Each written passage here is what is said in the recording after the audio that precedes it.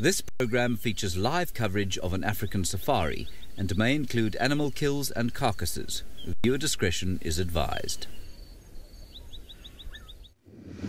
Good afternoon, boys and girls, and welcome to your Sunset Afternoon Safari.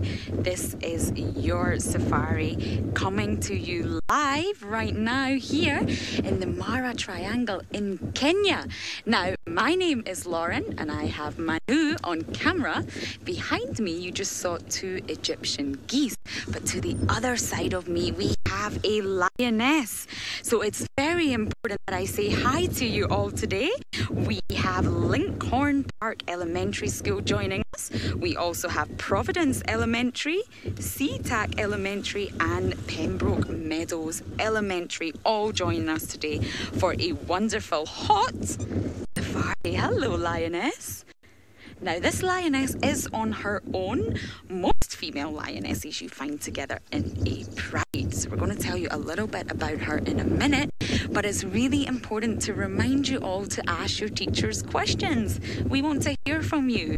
We want to hear your questions and try and answer them as best as we can.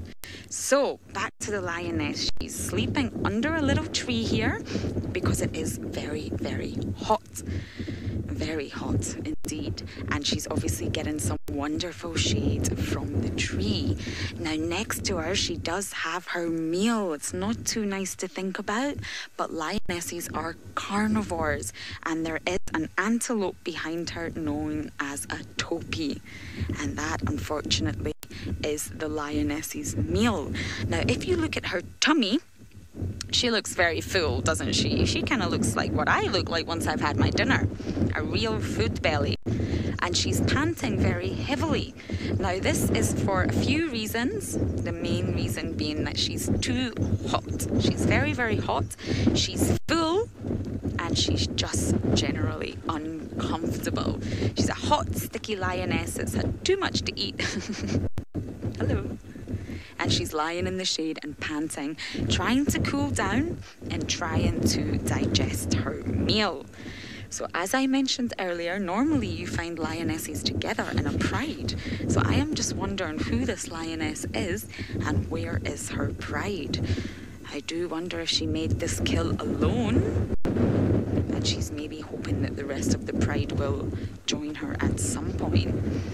Now, that's quite a big meal for a lone lioness, so I imagine she's actually going to stay here for quite some time in order to protect it. But right now she knows that it's safe, she's guarding it, so there's absolutely no need for this lioness to go anywhere.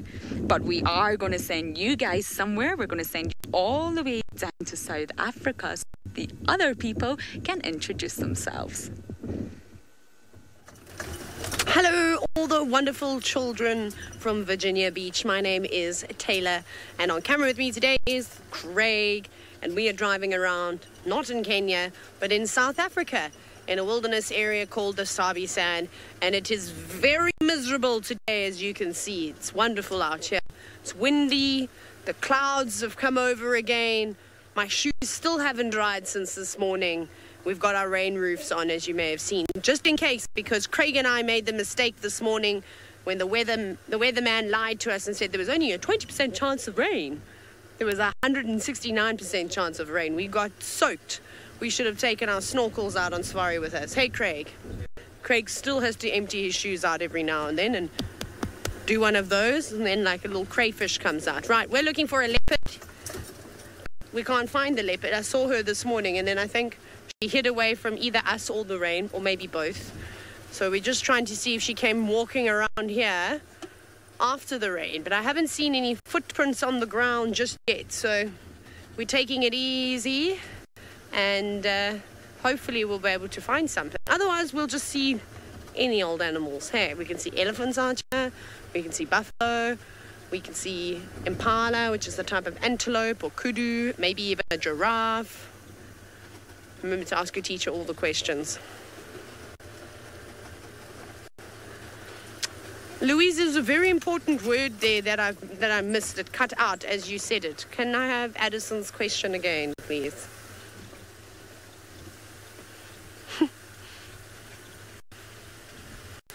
We shall wait because there's a delay, a few seconds. Ah. Yes, Addison, people do live where all these wild animals live. We live here. Craig and I are not always wild animals. Most of the time, we're sophisticated individuals. And we can have leopards in camp. There's a lot of antelope species that live around camp, bushbuck and things like that. They're a lot of fun. They eat the grass and the leaves. We even have a tortoise.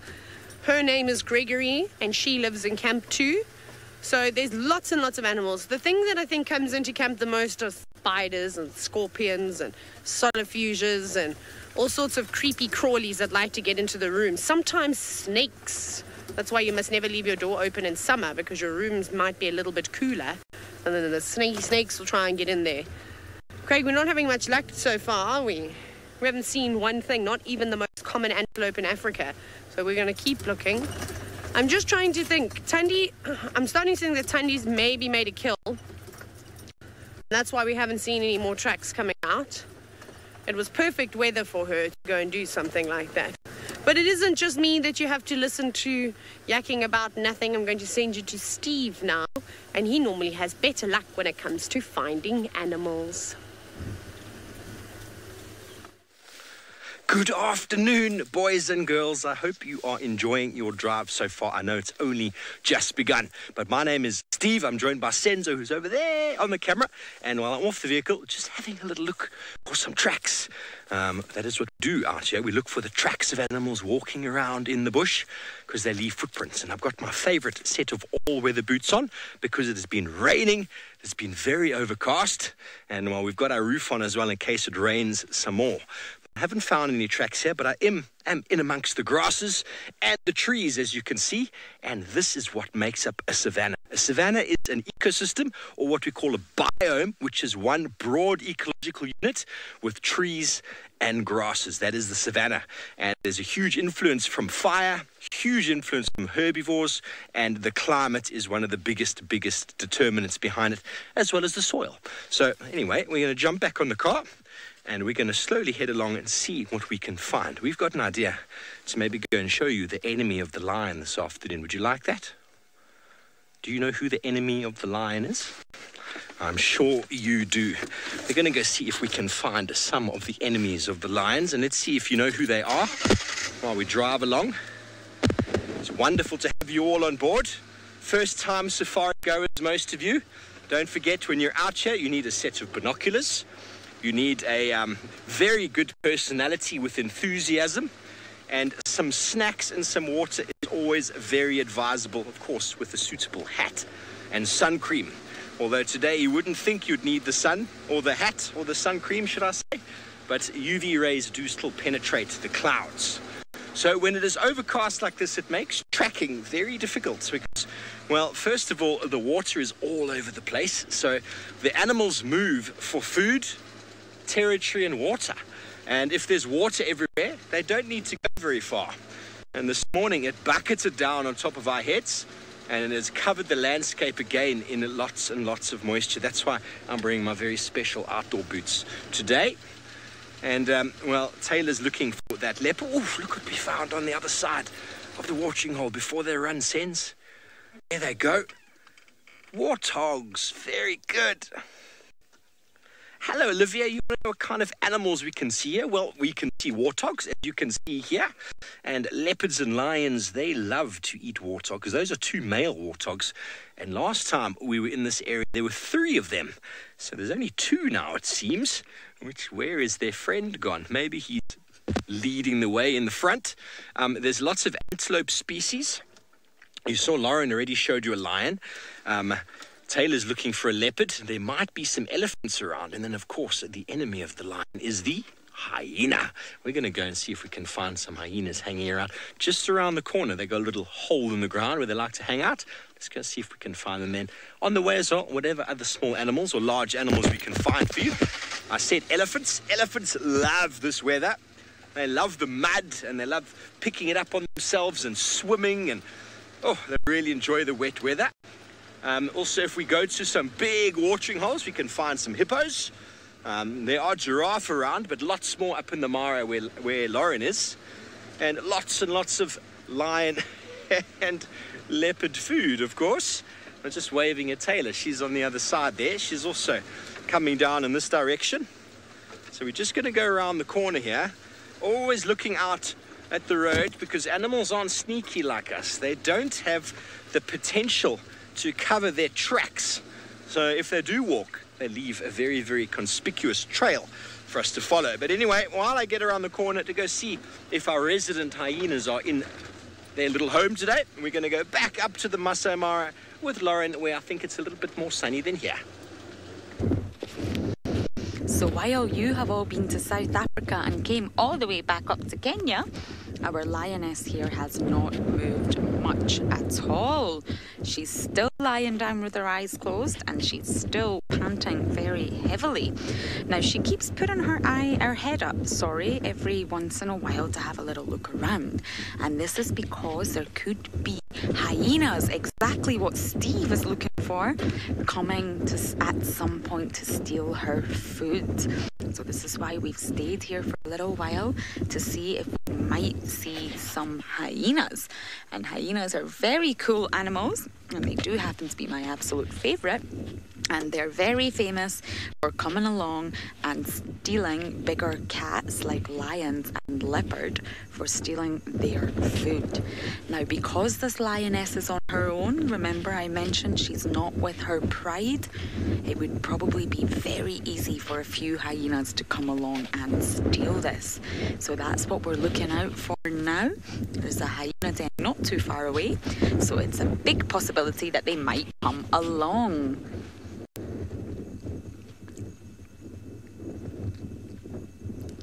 Elijah's asking a very interesting question. Sometimes do lions hunt and kill alone? And they do. So there's lots of people that think lionesses do all the hunting, because within a pride, lionesses do, and they think that the males come along and always steal it, which of course sometimes they do, but the male lions also hunt, and they can hunt on their own, or they can hunt together in their group, which is known as a coalition. Now it's very windy, so I am just going to hold on to my hat as I'm talking to you, but the female lions have been known to hunt on their own as well, and I actually think that this lone lioness has made this kill on her own.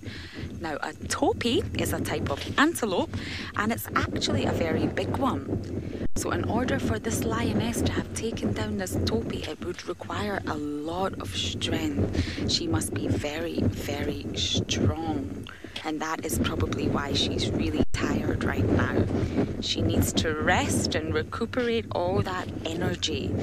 Now, we don't know what happened here, because we've just arrived at the same time as you, boys and girls. But I imagine because the others are absent, she did it alone.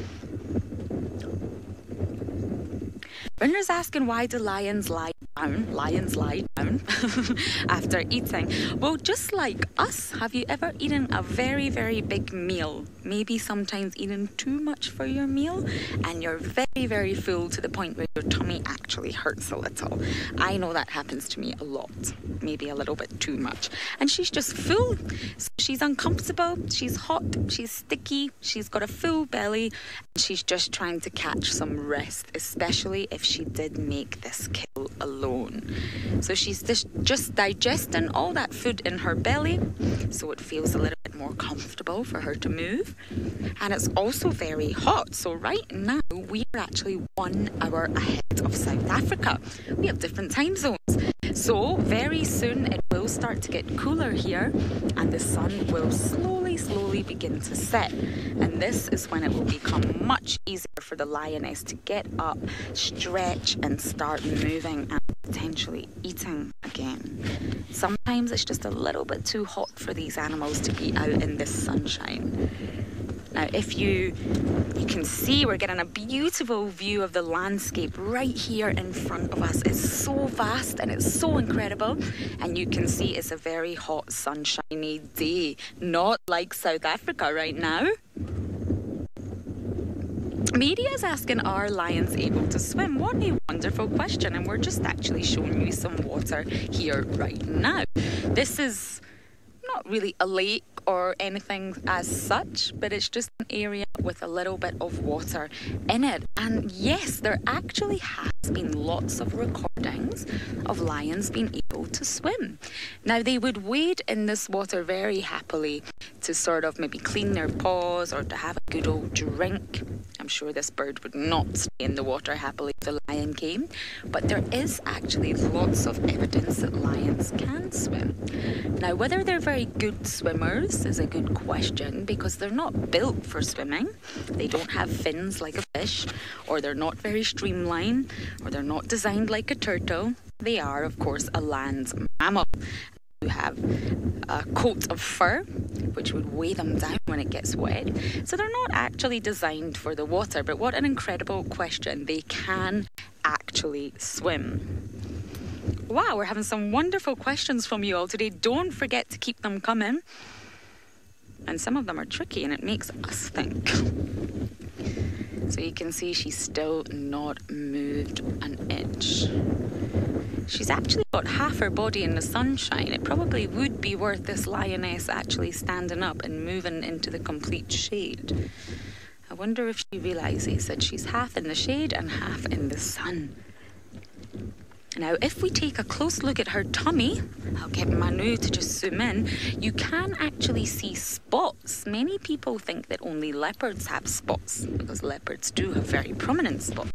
But you can see here that the lions have very, very faint spots. You see on her back right leg there, she has sort of very natural looking coloured spots, and they're very obvious when they're little cubs, and they fade as they grow older. So lions do actually have spotty markings. Not many people realise that. They think it is just the leopards. So look at that full tummy. I'm very glad I'm not this lioness right now.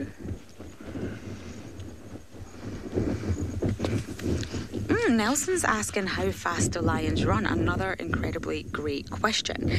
Now, the interesting things about lions when they run, let me explain this, is they're not really designed for speed. So if you think of a cat like a cheetah, they are actually designed for speed. So they can go very, very fast, but lions are not. So they can go fast, they can run, but it's only for a very short sort of bout. It's just for a very short burst of speed, and then they will go back to walking. They're really, really not designed to go fast and catch things. So I could be wrong, but I do believe they can actually run is up to 30 miles per hour. Don't quote me on that. I will check that for you in a very, very short space of time, and then they must slow down again because they're very muscular and they're built for power. They're not built for speed. And it's always very amusing when you see a male lion running, because he will have this big, huge mane and his hair is blowing in the wind, and it does look very funny when you see a lion running across the grass. So we might stay with our sleepy lion a little bit longer and see what happens, but for now, we're going to send you all the way back down to South Africa to see what Steve is up to. Welcome back, boys and girls. Well, the hyenas are not where we thought they would be. Quite often after the rains, they hide away, or because it's nice and cool. The adults are off somewhere, probably looking for some food or looking for some lions to steal their food from. But there was no one at home. But anyway, we're going to see what else we can find. But in the road up ahead is all sorts of big balls of dung.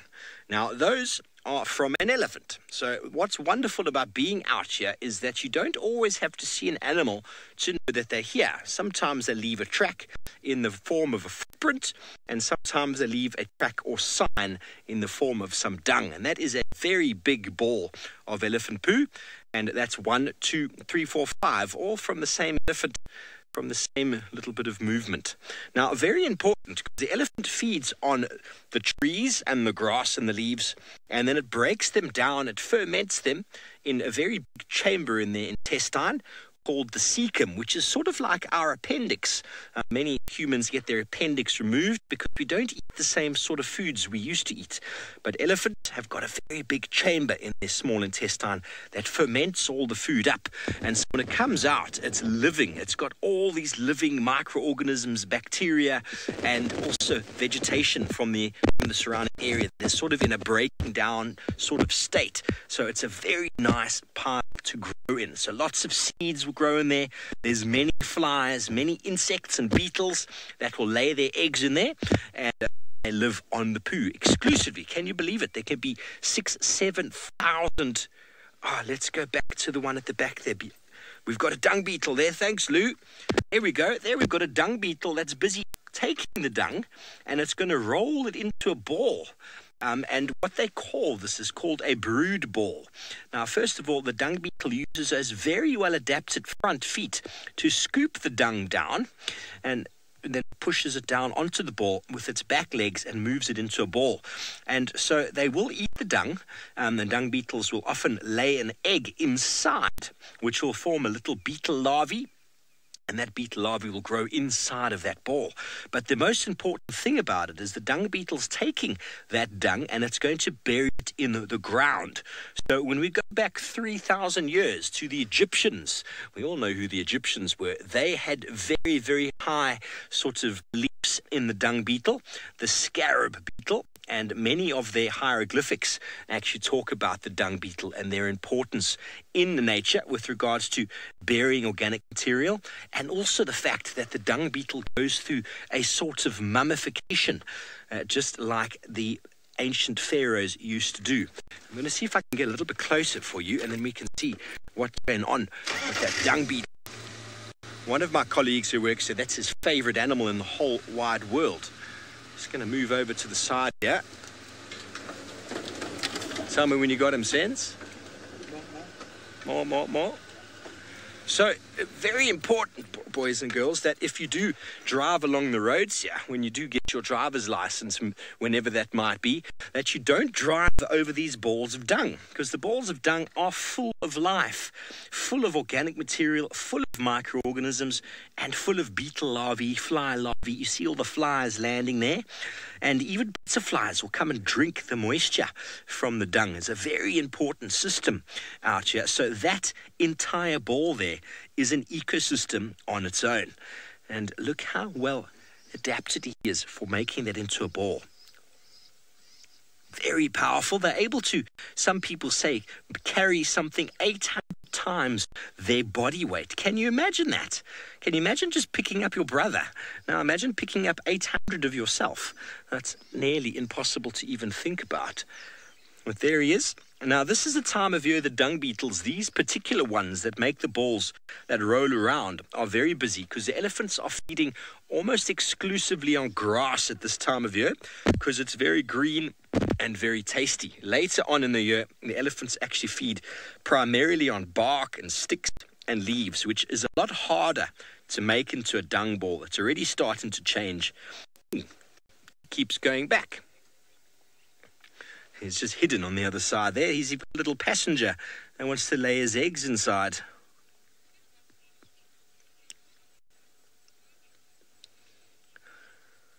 Hello, Amir. That very good question there. You want to know if a dung beetle is regarded as a carnivore, a herbivore, or an omnivore. Now, you have forgotten one in there. There's one extra one to go in. And a herbivore is essentially an animal that feeds on plant material. So you're almost 100% when you say the vor there.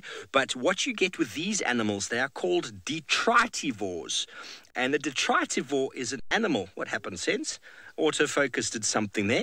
A detritivore is an animal that feeds on rotting or breaking down organic material. So that's the fourth one for you there.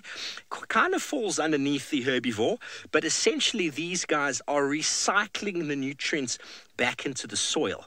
So we also put them underneath on the scale of decomposers, because they'll put that back in the soil where the soil will break it back down and it will be nutrients back into the soil, and the big cycle continues. And then the trees and the grasses will tap into those nutrients once again, and along will come a little animal and will feed on them. Well, it looks like this dung beetle's being very shy. But can you see how he's taken the dung from all around the bottom edge there, all around the side? And he's making a very nice ball for himself. Says, do I need to move again? Are you good, eh? They are incredible creatures, these dung beetles. And there's probably 600 or so species in South Africa. And there can be many of them in one ball of dung. David, that's a great question. You want to know how large he'll make it? Well, he's nearly there. It's nearly at the size he wants it to be. But this is what's quite incredible, David, is that he'll lay an egg, or sorry, the female, once the male and female mate, will lay an egg inside, and that egg will hatch into a little funny-looking grub, and that grub will grow inside there and spend its kindergarten, primary school, middle school, high school, and university. It'll come out of that ball as a fully fledged dung beetle.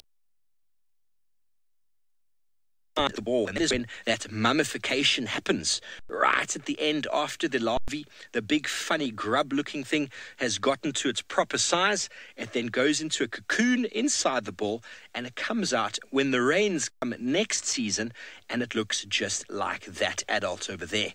So the ball is determined per species, and the size is obviously important because it needs to last that grub until next year, and to go through all the processes in its life, from being an egg to a pupa and then turning into an adult. So very, very important, but you can see how very quickly it's moving there. Very, very strong. If you try and put a dung beetle in your hand, it's actually strong enough to push itself out of your hand. Very powerful. Look at that. Hello, Sarah. You want to know how often dung beetles do this? Well, this time of year, they're doing it all the time. Rhino dung and elephant dung are two of the biggest sources of manure out here, and the dung beetles are following them around constantly. And so they can make a number of these every single day, depending on how many dung beetles there are around and how much food is available. They just don't seem to stop. You see, they are reliant on the energy of the sun to keep them going. So as long as there's some warmth, they will be active and digging and moving and burying. So it's a free ecosystem sort of service that they're creating by burying the dung in the ground. It removes a lot of the flies that we might have. You've seen the Australians who wear those funny hats with the corks. That's got a lot to do with the fact that they brought in sheep and cattle into Australia, and the dung beetles they had there weren't good at dealing with those type of dung piles.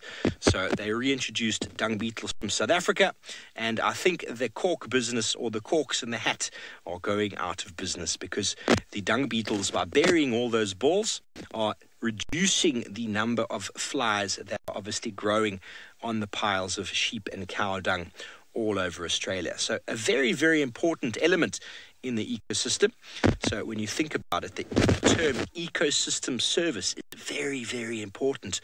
Bees do one. They pollinate all our flowers for us. That's a free service that the environment provides. Wetlands, with all their reeds, they filter all the water for us. And what do trees do? Yes, well, they take all the carbon dioxide out the atmosphere and they give us free oxygen. And we don't have to pay for any of that. And dung beetles, well, they bury dung in the ground. So very important elements in the ecology of an area, and very important to understand. Hello, David. There's a number of beetle larvae that will be inside dung. There's not many certain... Well, dung beetles are the primary sort of animal that feeds on dung, but guinea fowl and francolin, which are small chicken-like birds, they'll actually feed on the organic material in there, the seeds and some of the breaking down sort of fermented vegetation. Guinea fowl really do enjoy that. And then lots of flies and maggots, well, maggots are from flies, will grow inside there feeding on it. But we also get different types of dung. So hyena dung and lion dung, or scat, gets a lot of bone in it. And you'll find a number of animals will eat that to get the bone, the calcium out of it, to make them nice and strong, such as tortoises. They like to eat that for the calcium, because they have to make a very strong shell to protect themselves against anything that wants to catch them. But look how well adapted those front paddle-like scoops are. They're perfectly designed for pulling down the dung, and then those middle legs push it back. It's very powerful. powerful. Can you stand like that on your tippy toes?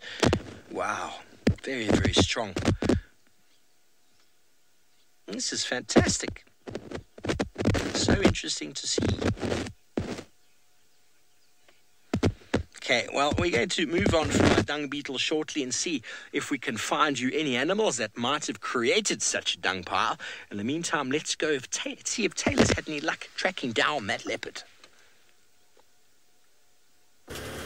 I haven't. All the animals have been avoiding me. So I picked up on some elephant tracks going down this road. So we're going to see. And anything from here, we're going to go along one of the boundary roads because I just want to check if there's another leopard. Her name is Shidulu. She maybe comes across the side. So we're just doing some double checking, trying to figure out what this morning safari. But here's some of the clues that I was looking at that told me that there were elephants walking here. So if you look down the road, we have the roof. Craig, I don't know why I did that. There we go. So there's an elephant footprint. That's not a particularly big one. That's like a sub-adult elephant. And you can actually see that that's the toe, one of the toes there. So we know that it's walking in that direction. And then, Craig, I don't know, can you see the grass or is the roof in the way? Okay, stand by. Oh, no, I can just do that. Then there's some grass on the road down there. That also shows me that the elephants were walking and grabbing trunkfuls of grass and feeding as they walked. So that's good. It's on top of the rain, so we haven't really had any more rain since this morning. That could have been a little while ago. But we'll keep looking. Maybe some of the tasty grass, or maybe they found a tree with marulas on them. And that will encourage them to hang around this area. So we'll keep on searching. What's that? Do you see that big bird up there, Craig? Do you see it? Oh, cool. I'll just very, very quickly show you this, though. There, that one. Almost, though. Good try, Craig. That's a very cool duck to see. That is a knobbill or a conebill duck, just trying to catch the wind between its feathers and probably trying to dry them. Although ducks have an oily secretion that coats their feathers, so they don't really have to worry about air drying them, but I suppose it's quicker. But off you go back to Kenya to Lauren, who's not got a lion anymore. She's got some animals that run with their tails up in the air.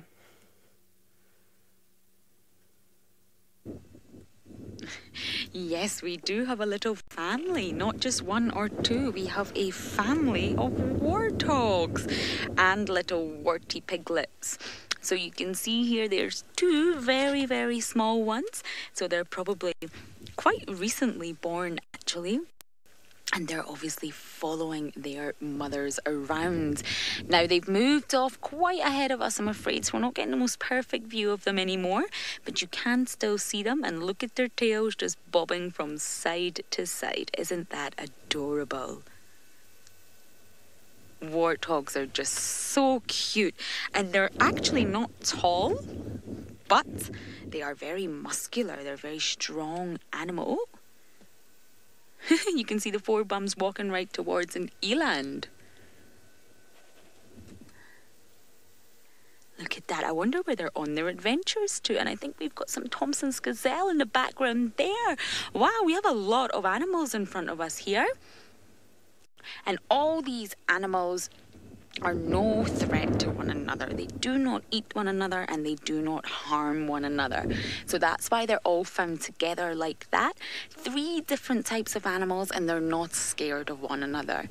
Whereas if that lioness from earlier on, which we left sleeping, came along, then they most definitely would be scared.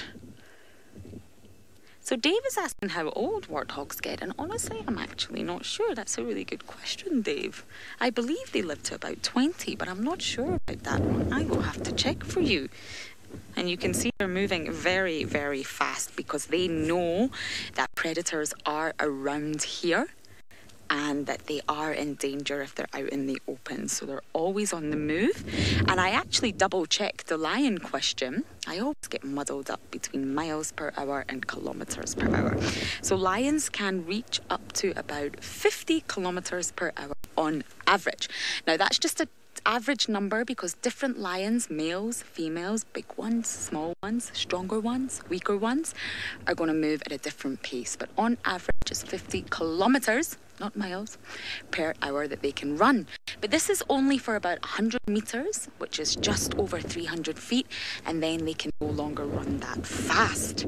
So they have to be able to sort of get their prey and catch their food at the right time. So these warthogs and the Thompson's gazelle that we can see, the smaller antelope, would be the perfect prey for them. But they can't chase it forever. They've not got enough energy to keep chasing these types of animals forever. Now, the bigger ones here, the elands, would possibly be a little bit too big for some lions. Depending on the size, and if there's more than one lion, they might not be able to take down a much, much bigger antelope. It would depend on the situation. So these animals that we're looking at now are actually all different prey species of the big predators, and it actually benefits them to stay together, to just stay in a herd like this, because they know there's safety in numbers. That's very important. If there's more of you, then there's more protection. Whereas if you're alone, just walking out here in the Mara, completely alone, then you're not as well protected and you would be a target from predators. So this is why we see all these different types of animals grouped together. They are no threat to one another whatsoever. So we did leave our sleepy lioness quite a little bit far back, just to let her rest and sleep. She did look exhausted, didn't she? She's obviously spent a lot of energy, so we just let her sleep for a little while. Mr. David's asking about animals being endangered. That is a great question because sadly, many of the animals out here are endangered. Now, there's a huge range of them, and probably one of the most endangered animal is your rhinoceros. Elephants are also endangered, and even giraffes are listed as vulnerable. So there's different categories of being endangered, and giraffes are listed as vulnerable. Even some vulture species are endangered. So from birds right through, many, many animals out here are endangered. However, this is within a national park, so it's a protected game reserve. There's rangers, and all these people, including ourselves, help to look after the animals. Many animals out here need your help to protect them and conserve them, which is why we're here teaching you about them and answering all your fantastic yet very tricky questions. So we are going to drive ahead a little bit and see if we can find anything more. So we will leave our antelope species over there and we're going to see what else we can see. It's been a very eventful day so far. We're going to come to Namar. So for now, while we search, we are going to send you back down to Steve, who I believe is also driving.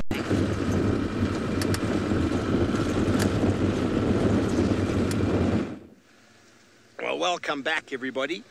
Well, I'm just going to show you another organism that also likes to eat elephant dung. I'm going to jump off the car quickly. And what I've got over here is, in fact, a ball, which potentially was once a pile of elephant dung. Can you see that, Sense? Difficult to see. Here we go. That is a big ball that was probably once a ball of elephant dung, and it has been converted into soil by termites. So termites are everywhere. They eat all sorts of things. They love organic material. They love to break down dung and cellulose that's found on the ground. So grass material, sticks, even wood. But like the elephant dung, this is an ecosystem on its own. So I'm going to put it back down exactly where I found it, not to disturb it. So they're very important for recycling nutrients. Even more important, can you believe it, than the dung beetles. Termites, they like to break down organic material, nutrient recycling. So all of those, as you said, services going back into the soil. And you know what the termites ask for us? Absolutely nothing. They do it for us for free, which is why they are so special. And, well, we didn't show you properly, but the termites make very, very big mounds as well, which we've got a few of them up the road here. And that is where animals like the hyena we were trying to find for you, they like to dig into the holes, and that's where they have their babies. So not only do termites create organic material and turn it back, or they turn it into nutrients, they also provide huge amounts of habitat and places for animals to sleep in, to live in. The warthogs we saw earlier, they like to go into holes in the ground that are often associated with termite mounds, because the termites create these enormous things under the ground, and other animals, well, they just use them as their home. And if they weren't here, all of those animals wouldn't be doing very well, because they'd have nowhere to hide their babies, they'd have nowhere for themselves to spend the night, to hide away from lions. And they would just get eaten. So warthogs don't see very well at night like us. So they go into the termite mound and they hide. I'll find one or two. There's a big one up the road here.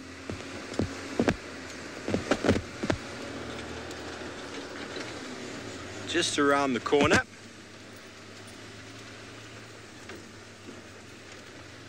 Somewhere along here. There's lots of them. There's lots of signs, though, still for elephants, everybody. But, well, there's one. But sadly, we haven't been able to find any just yet. Well, here is a very big termite mound, everybody. And that is made by termites. If I can, you see it right. Behind the tree. Can you see it? Let me go forward a little bit so you can actually see what we're looking at. Not a good one. There's another one just up here, so there's a much better one on the right-hand side. So the termites, they break down the organic material. Then they also bring soil and sediment from deep down underneath the ground where they can get some moisture. And then they cement that together with sort of the remains. So their poo that comes out is... And then they create these beautiful mounds that you can see in front of us here. And, well, they're wonderful places to go and spend some time, to sit on, because you can get a nice view. But they also go under the ground. And what you see above the ground is almost like an iceberg. 1/3 above, 2/3 below. So all of that is created by termites, bringing soil, sedimenting it together, or cementing it together with saliva. And then they create these enormous mounds, 1 grain at a time. It takes years and years and years. And many, many animals living out here in the savannah have used these for the survival of not only their youngsters, but of the adults as well. There's at least 25, 26 mammal species. Dwarf mongoose, banded mongoose, warthog, leopard have been known to go in and hunt in there. They don't usually use it like warthogs or like hyena do, but wild dog will den inside. Even little steenboks can go inside. Porcupines, honey badgers, so many different animals will use them for survival, and, well, it's why we have such diversity down here. But up in the Masai Mara, Lauren has found a spectacular bird with the most elaborate head.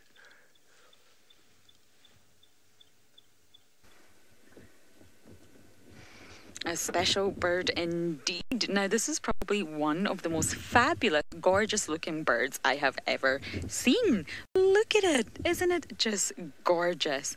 And you can see all those feathers on its head is exactly where they get their name. These birds, there's actually more than one here, are called the crowned cranes. Now, they're very, very big birds. They're not small by a long shot, and you can see they have very long legs. So they're just... Oh, we've got some elephants in the background too. Look at that. We got a beautiful crowned crane walking along, and right in the background we have 2 elephants. So 2 elephants and 2 crowned cranes. I don't know which one I should be giving you more information about. Look at the wind blowing the feathers. It looks like a wig, doesn't it? You better hold on to a wig, pretty, or it's going to blow off. And now they're looking in the direction of the elephants. So before we do finish this drive, let's take a little bit of a closer look at the elephants. I don't think you've seen any elephants today, but you have seen elephant dung. Steve did show you the dung that comes from these huge elephants. So look at that, right off in the distance, very far away from where I'm standing, we have the magnificent African elephants who are just roaming across the terrain, most likely feeding. Elephants feed for a large part of the day. So you can see we've got more elephants up ahead. So this is most likely a herd of elephants that are actually all traveling together. Most of them will be females, and they travel together in herds. It's very uncommon to see a female elephant alone. They normally travel together, and they're led by the chief, if you like, the chief leader of the herd, who is called the matriarch. So you can see here they're just walking along, and they're using their trunk, their very strong trunk, to grasp and pull at the grass. You can see that one in the middle is doing that. Oh, it just spat out some grass there. Oh, I'd obviously thought that didn't taste very good. I'm not going to eat that. But you can see the one at the back is doing it. They're just grabbing the grass and they're putting it into their mouths. Isn't this absolutely wonderful? And one of them there is using its right leg to sort of dig something up. It's very interested in. So we have had a huge range of animals today, and we thank you all, every single school, for joining us. Thank you for all your comments and your very hard questions, and we do hope you join us again soon.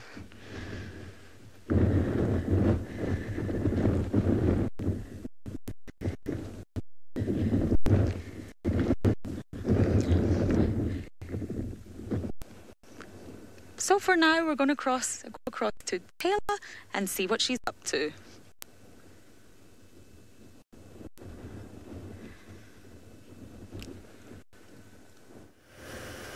Hello to the regular show. We've still got nothing. Craig and I are having unbelievable luck today. Hey, Craig, it's been amazing. We've seen so much stuff. Remember, you can chat to us because it is a live safari. You can hashtag SafariLive on Twitter, or you can talk to us via the YouTube chat and go, ask away. So we don't know where Tandy is. She's just vanished. Tomorrow I'm on bushwalk, so I'm going to walk straight into that thicket with Rexon to go and see where she was. At least we remember where we kind of lost her. So we'll try our luck there. And I don't know, I just have this feeling she's either just relaxing or she's got a kill. I mean, it's one or the other. So let's hope she's got a kill, because it would be quite nice to then be able to call a vehicle into a sighting. I'm looking forward to seeing some animals on foot again. It'll be wonderful. What else are we going to do today, Craig? Oh, Craig and I have been practicing some things which we'll show you later when we find some animals. So you've got that to look forward to. Lauren's obviously just on a roll today and stealing the entire show because she's just got animals coming out of her ears. And Steve's being Steve. He's talking about everything. So that's good. So at least you've got Lauren and Steve to keep you entertained. I'll just be here as a gap filler. Craig, are you going to go on camera today? You washed your hair, I can see. He says maybe next 5 minutes. It's very kind of you, Craig. Next 5 minutes. Yeah, no, that's what I said. Next 5 minutes. So you can't hear it, but Craig was actually having an argument with me. But you can't let Craig win. Ooh, lapwings. I must remember I have the rain roof on. There is some Senegal lapwings. Hello, lapwings. Just relaxing. I saw lapwings while I was in Sri Lanka. They were red wattled and yellow wattled lapwings, and they made a lot of noise. More noise than the water thickney and the crowned lapwings, because they also make quite a few noises. So that was nice to see them. They were very pretty and very obliging. They used to stay nice and close. Actually, you would have liked them because they make for great screenshots. I don't have my Sri Lankan bird book here, but they were quite cool. Oh, what you got? Some insects. Everybody's just hanging around the poop. I don't blame them. There was a nice sized beetle that lapwing got. Good for you. Little afternoon snack. Craig and I didn't bring snacks today. Or did you, Craig? No, I forgot. Craig also forgot. But it's okay. We had a lovely smoothie today. It was very, very nice. Maybe we'll make one late in the afternoon. We'll bring it on drive so you can show you what it looks like. Okay, bye, lapwings. Thank you so much for your time. We shall carry on. Craig wanted to go to Twin Dam. So I know that Steve's already gone past Treehouse Dam. So have we. We might... Oh, what route are we going to take? I think we actually should go actual Twin Dams road. So We'll go along Philemon's Cut Line. We'll turn on to Weaver's Nest, Pangolin Track, Twin Dams. Look at me go, I remember. I really haven't been gone for that long, so it annoys me that I can't remember a lot of things. But like I said to you, I had to get rid of some space, learning new information. Okay, so driving is the theme today because the animals are few and far between, but maybe they'll come out a bit later. Off you go to Steve, who's also on the go.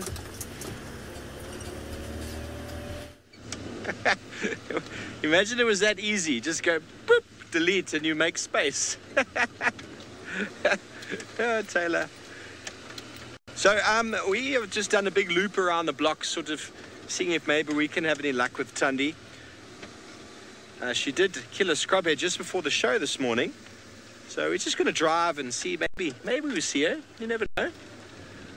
You never know. How's everybody doing this afternoon?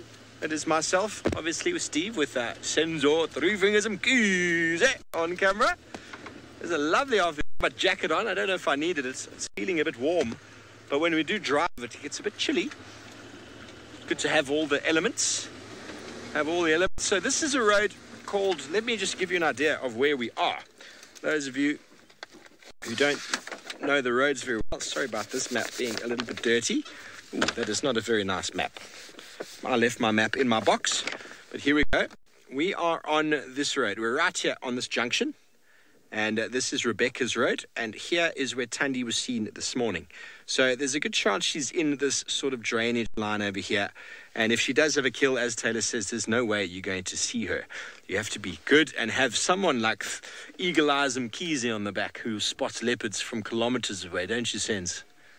King Senzo, and if those of you who saw us the other day with Shudulu, the Duchess from the West, who is in the West at the moment, we know that for certain, but we know for certain Tundi's here somewhere. So it wouldn't be nice to show all of you her wonderful face. Taylor was commenting this morning on how pretty she's looking, and she's a very pretty leopard, the beloved. He's a pretty leopard.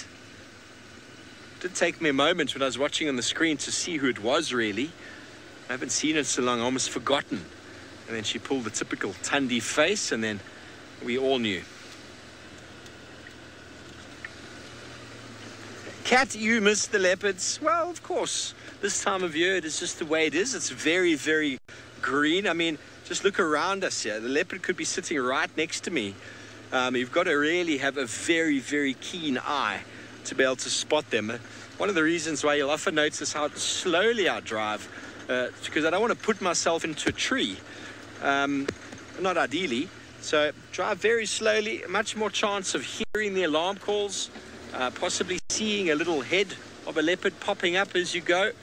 And the trick is as well is to look past the trees into the big marulas and around and onto the termite mounds. Don't look at the bushes, look around them, through them, because that is where the leopard spots have designed to camouflage them, to sort of blend in with the background of the bush. So if you look at the bush, you're just going to see spots. So you look through and around the bush. We're going to try. We're going to try this afternoon. Who knows? A little scrub air is just a little morsel for Tundi. It's just a little taste test. It's really nothing much. But there were lots of impala on quarantine on our way out this afternoon. So who knows what she's going to do. It's been a while, in my opinion, that I've seen her on quarantine. But Rexon assured me that she was around Torture Dam the last week or so. So a lot of you back home were getting a bit nervous and a bit sad about her. But she materialized again. Jared's buddy indeed. The downpour actually happened this morning, about 20 minutes or so into drive, maybe half an hour into drive. Senzo and myself were supposed to go and walk. Jared's buddy suggested that they floated away. Well, Taylor certainly floated back into camp. Well, Senzo and I set up the tent. We saw the sky coming. It just wasn't getting any lighter, and we just thought, no, this is not going to happen. So down to the tent we went. Okay, well, this is a good area. Just on the other side is quarantine. Ooh, look at this little bird here. Oh, it's a common scimitar. We're going to get him. There he goes. Is he going to land? Yes, he's going to land. Very good. Common scimitar there, everybody. Oh, it was a green wurupu, in fact. You can actually hear them calling off to the right-hand side. The green wurupu and the common scimitar both got long beaks. The green wurupu's got a red beak, although it's called a green wurupu. I know. And the common scimitar got a black beak, much more recurved. And they are specialised feeders. Just scanning the trees in the distance there. That is the drainage line where Thandi potentially could be. And, well, we know she doesn't really like to take her kills up trees. She spends a lot of time on the ground. And if she does have a small scrub here, well, there's no real point in hoisting. She probably finished it already, but maybe she's got a partner. Anyway, Lauren seems to have found a big herd of ellies in the Mara. Let's go up to her and see exactly how many she's got.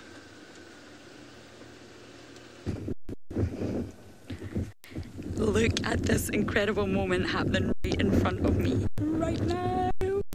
There's elephants crossing the road right in front of us. We have 1, 2, 3, 4, 5, 6 right in front of our car. Amazing.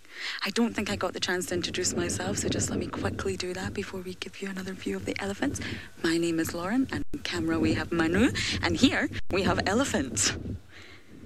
Now, we came along here, didn't we? Sort of anticipated that they might actually cross the road in front of us, but we weren't 100% sure, and they have. So we've stayed really, really quiet, of course. That's important that we do that. And they've just happily crossed just meters in front of us. Look at that. Now, that's a roadblock if I've ever seen one. We're definitely not going anywhere for a while. Now, they're incredibly relaxed around us. Oh, look at this one has a short trunk. Just like the one in Juma. Hey, girl, what happened to you? Oh, can you all see that? The trunk doesn't quite meet the ground. It should be a lot longer than that. Hey, girl, I wonder what happened. I mean, we can only really speculate, but it could potentially be a snare. I'm just trying to have a closer look at the end to see if there's actually some sort of scarring or damage, or whether it was genetics. I doubt it's genetics, so I think she's had that injured somehow. We also have a short trunk matriarch in her herd in Juma.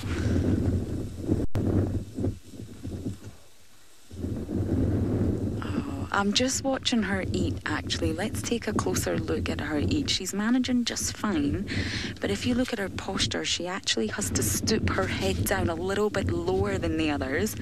And it looks to me, I mean, the sun is blazing in my eyes right now, but it looks like she is actually bending her legs often to assist her trunk in pulling up the grass. Oh, but she's still got a fair whack of grass there. You go, girl. So she's obviously sort of adapted to life with a short trunk. It can't be easy. But the trunk is still quite long. It's not like it's, you know, sort of been damaged right up to the mouth region. It's still quite long, and she's obviously still able to utilise it. I wonder what happened. It just shows you how animals can recover, can't they? It must be quite painful to lose such an important, crucial organ. We've got a little Ellie right in front of us, giving us a perfect view. Hey! Yeah, to have such a crucial organ that has such a high number of nerve endings and muscles, that must have been very painful indeed. I just keep watching her. She's just up ahead here, and I just keep thinking, I wonder what happened to you.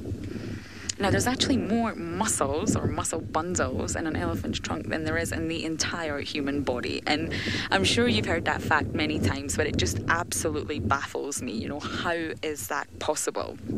It's just such a great evolutionary transformation to take the sort of top of the mouth and the nose and transform it into a trunk, an organ of such dexterity. It's wonderful. Oh, I keep forgetting we've got Ellie's on the other side too.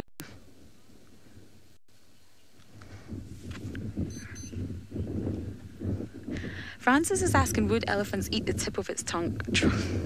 I'm getting tongue-tied here. The tip of its trunk, try saying that fast, off by mistake. No, that wouldn't be possible for an elephant, I don't imagine. Now, when we talk too much or we're not really paying much attention, humans tend to bite their tongue. I don't know if you've done it, but I've definitely done it a lot of times, where all of a sudden you just accidentally bite your tongue, and not only is it incredibly painful, one, you didn't mean to do it, but generally you didn't bite your whole tongue off. It's normally just a sort of nick on the side, and it's something I absolutely hate doing. I hate that when it happens. So I imagine an elephant could never possibly do that. They don't even have sharp teeth. They have a whole different set of teeth structure to carnivores, and they have sort of flat grinding molars. They have 6 different sets, and they obviously eat grass, trees and shrubs, so they sort of grind down the vegetation in their mouth, so they don't need to have sharp pointy teeth. This is so amazing. I never get tired of this kind of sighting.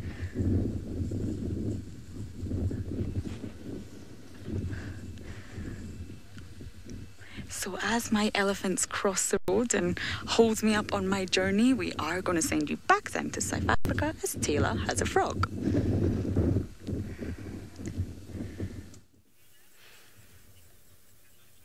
We have got something lurking in the water. See, I use that word appropriately today. Go me, I'm growing up.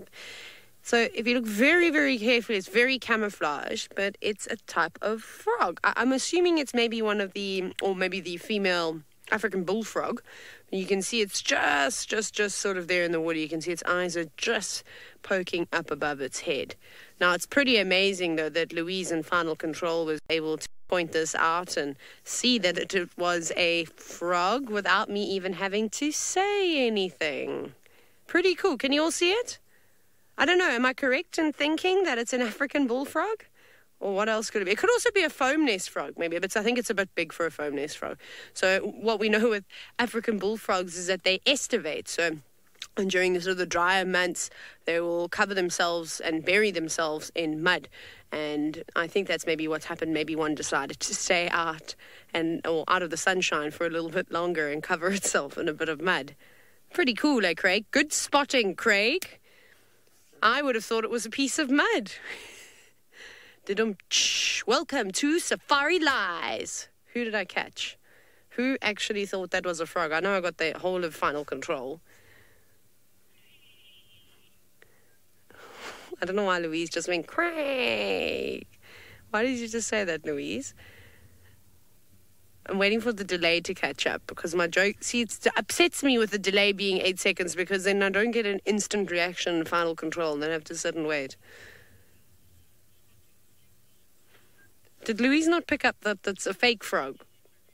Okay, no, you see, now she said she just got it. Okay, there you go, everybody. Put your hand up if you got caught out. Jokes, because I also can't see you putting your hand up. You guys are way too gullible. Okay, we're going to go now. There could be a frog in there, though. There could. So...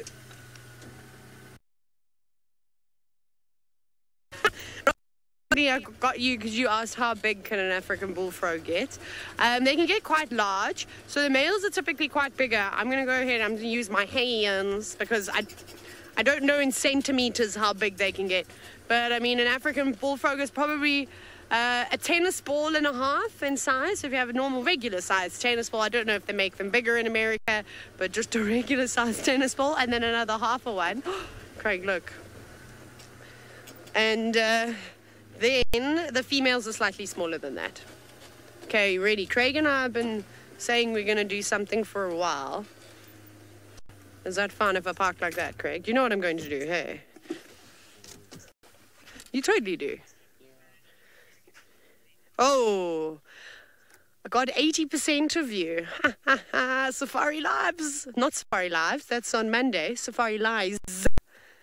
I'm back. It all originated that one time when Kirsten thought she saw an owl. Craig also thought he saw an owl.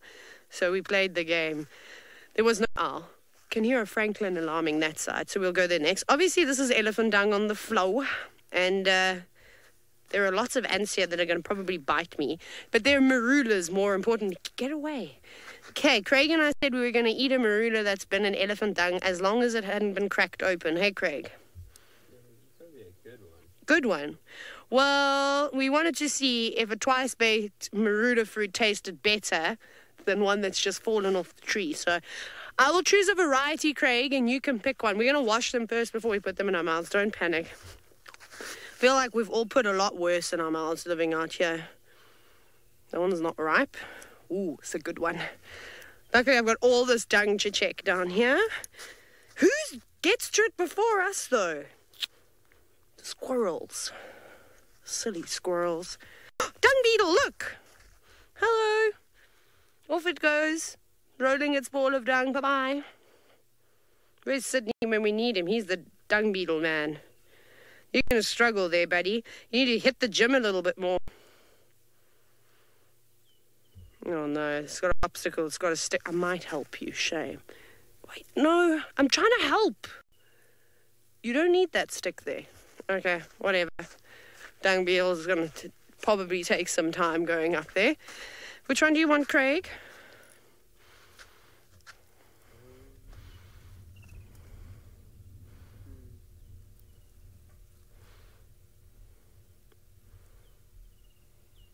This might take about 13 minutes for Craig to answer. Let me plug my earpiece in. Craig, you have to choose one. Come back for part 2, maybe. No. Can we roll them over? I want to see those. No, they're all, I promise you, these ones aren't open. I checked them. That's why I only chose 3. Yeah, I'll have the one in the middle. The one in the middle, this one. Yeah. Craig is going to eat this one. We're going to wash them. I'm going to have... Oh, you made me have the big one. Okay. Craig! Oh, I can't have one because I lost it. Craig! There's probably a leopard here while we're doing this. Hosanna, come back! Sorry, everybody. These experiments can take a little bit of time. Is this the one you wanted? Or was it this one? It doesn't matter. You're getting this one now. Oh, would you like to see? Just this. I wonder what's there. Yeah, exactly. Oh, you got a little bit of a poop on there still. Here we go, Craig. See, even the go-away birds are cheering on you. See, I'm just going to wing it. This one's a little bit cracked open, but, you know, I don't care. I'm going to have the small one. See, Craig, I gave you the nice one.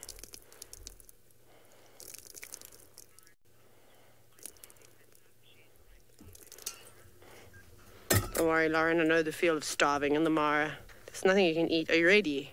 No, you also peel it in front of the camera. Mine's got a crack in it. It's got... Oh, no. I might not eat that side of it, though. That's really gross. No, I don't want to eat mine, Craig.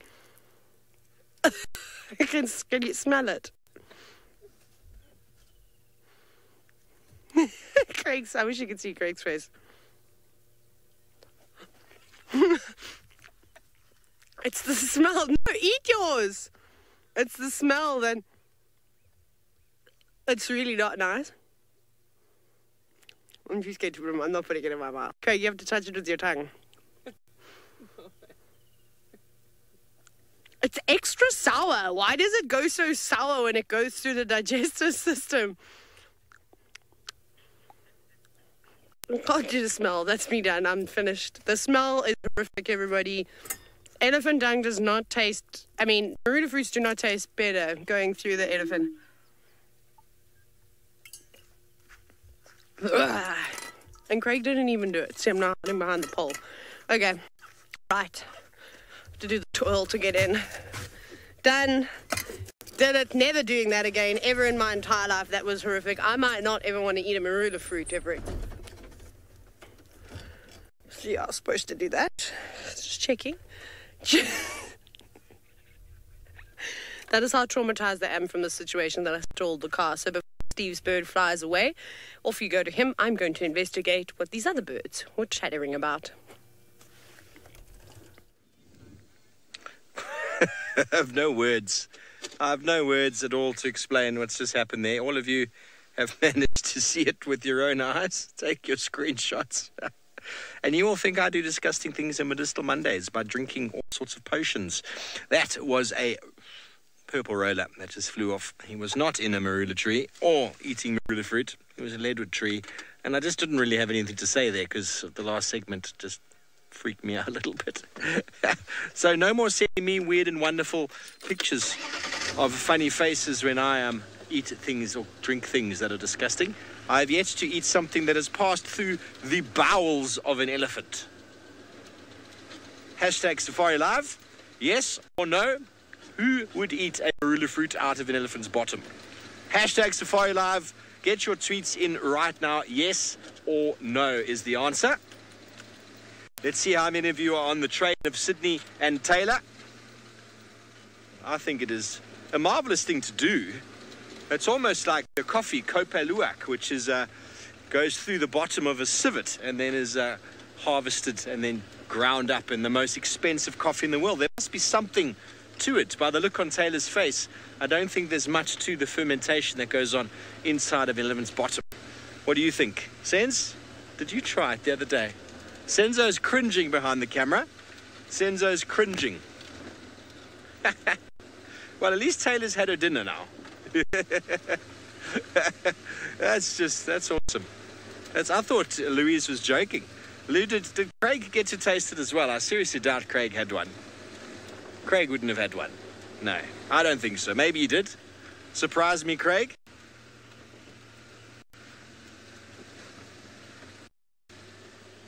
Of course. Craig would have made Taylor do it and then pretended he would have done it. It's something my brother would have done to me. That's priceless.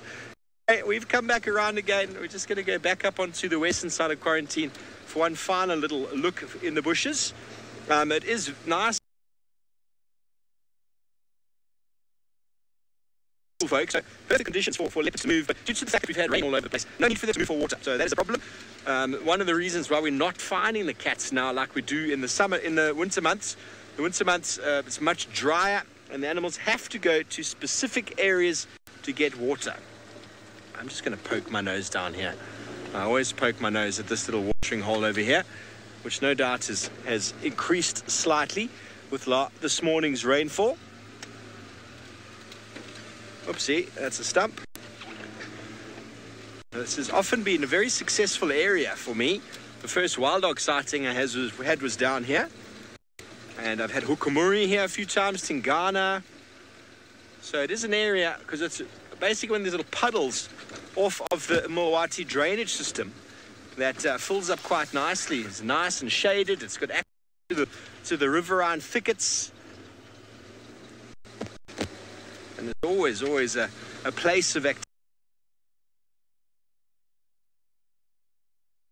Although it's been some time since I found anything there. Maybe today is the day.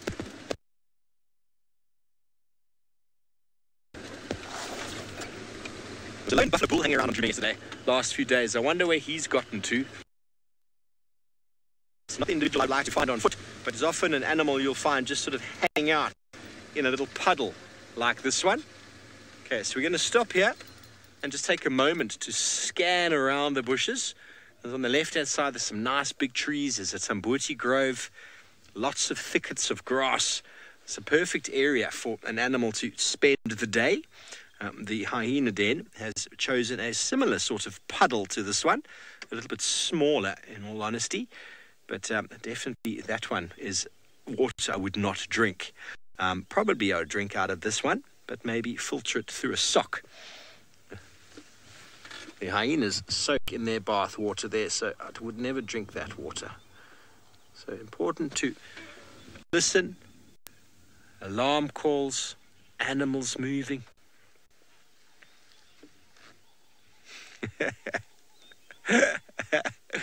Well, 33%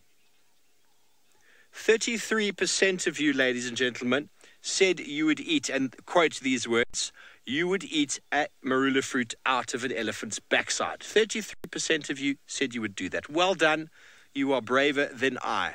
67% of you said you would not eat a fruit out of an elephant's backside.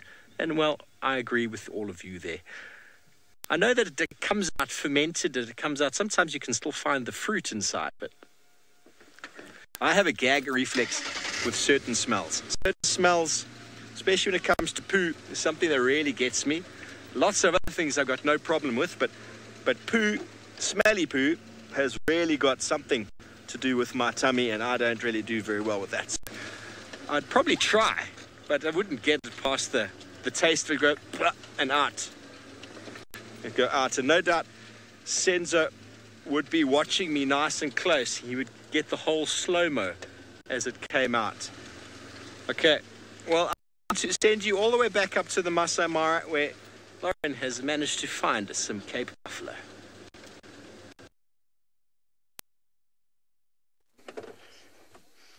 I 100% absolutely would eat a marula that has passed through an elephant right now. I am not going to lie to you. I am starving. Manu and myself had this great plan to come out early. We had many missions. We've succeeded in some of them. We've got some secret missions underway, and we completely forgot about food. So yeah, please send those marulas even if they have passed through an elephant. Now, if you're wondering where the party's at in the Mara, the party's here. We're at the party, and we have the birds on the buffalo. So if you're looking for a party, you're going to come here and sit on top. Oh, okay, one's left the party. It mustn't be that much fun. Look at that. I don't know why that's so amusing, the bird just sitting on top of the buffalo like that, but it is. Now, we have a huge sea of buffalo in front of us. I can't even begin to guess how many is there. Manu, how many do you think are there? 500. About 100. They span from left to right, like a whole line of buffalo ahead of us on the horizon. Wow, buffalo soldiers. Sorry, I had to say that. I'm a big Bob Marley fan. Now, to give you a little update on the school drive, we actually were with a lioness. We're not 100% who the lioness is yet. And she had made a kill. It looks like it was potentially on her own. And it was a topi, and she was sitting with it under a tree. Now, we did leave because it sometimes is a little bit sensitive talking about things like this in front of kids. But we're actually on our way back there. We want to see how the lioness is doing now that it's got cooler. Starting to get a little bit marginally darker. And we want to see how she's getting along with that topi and if any hyenas or anything like that have joined. So we are on our way there, and we came across this absolute sea of buffalo in front of us. So they were blocking our path, but they have actually moved now. So I think it's worth potentially going forward a little bit.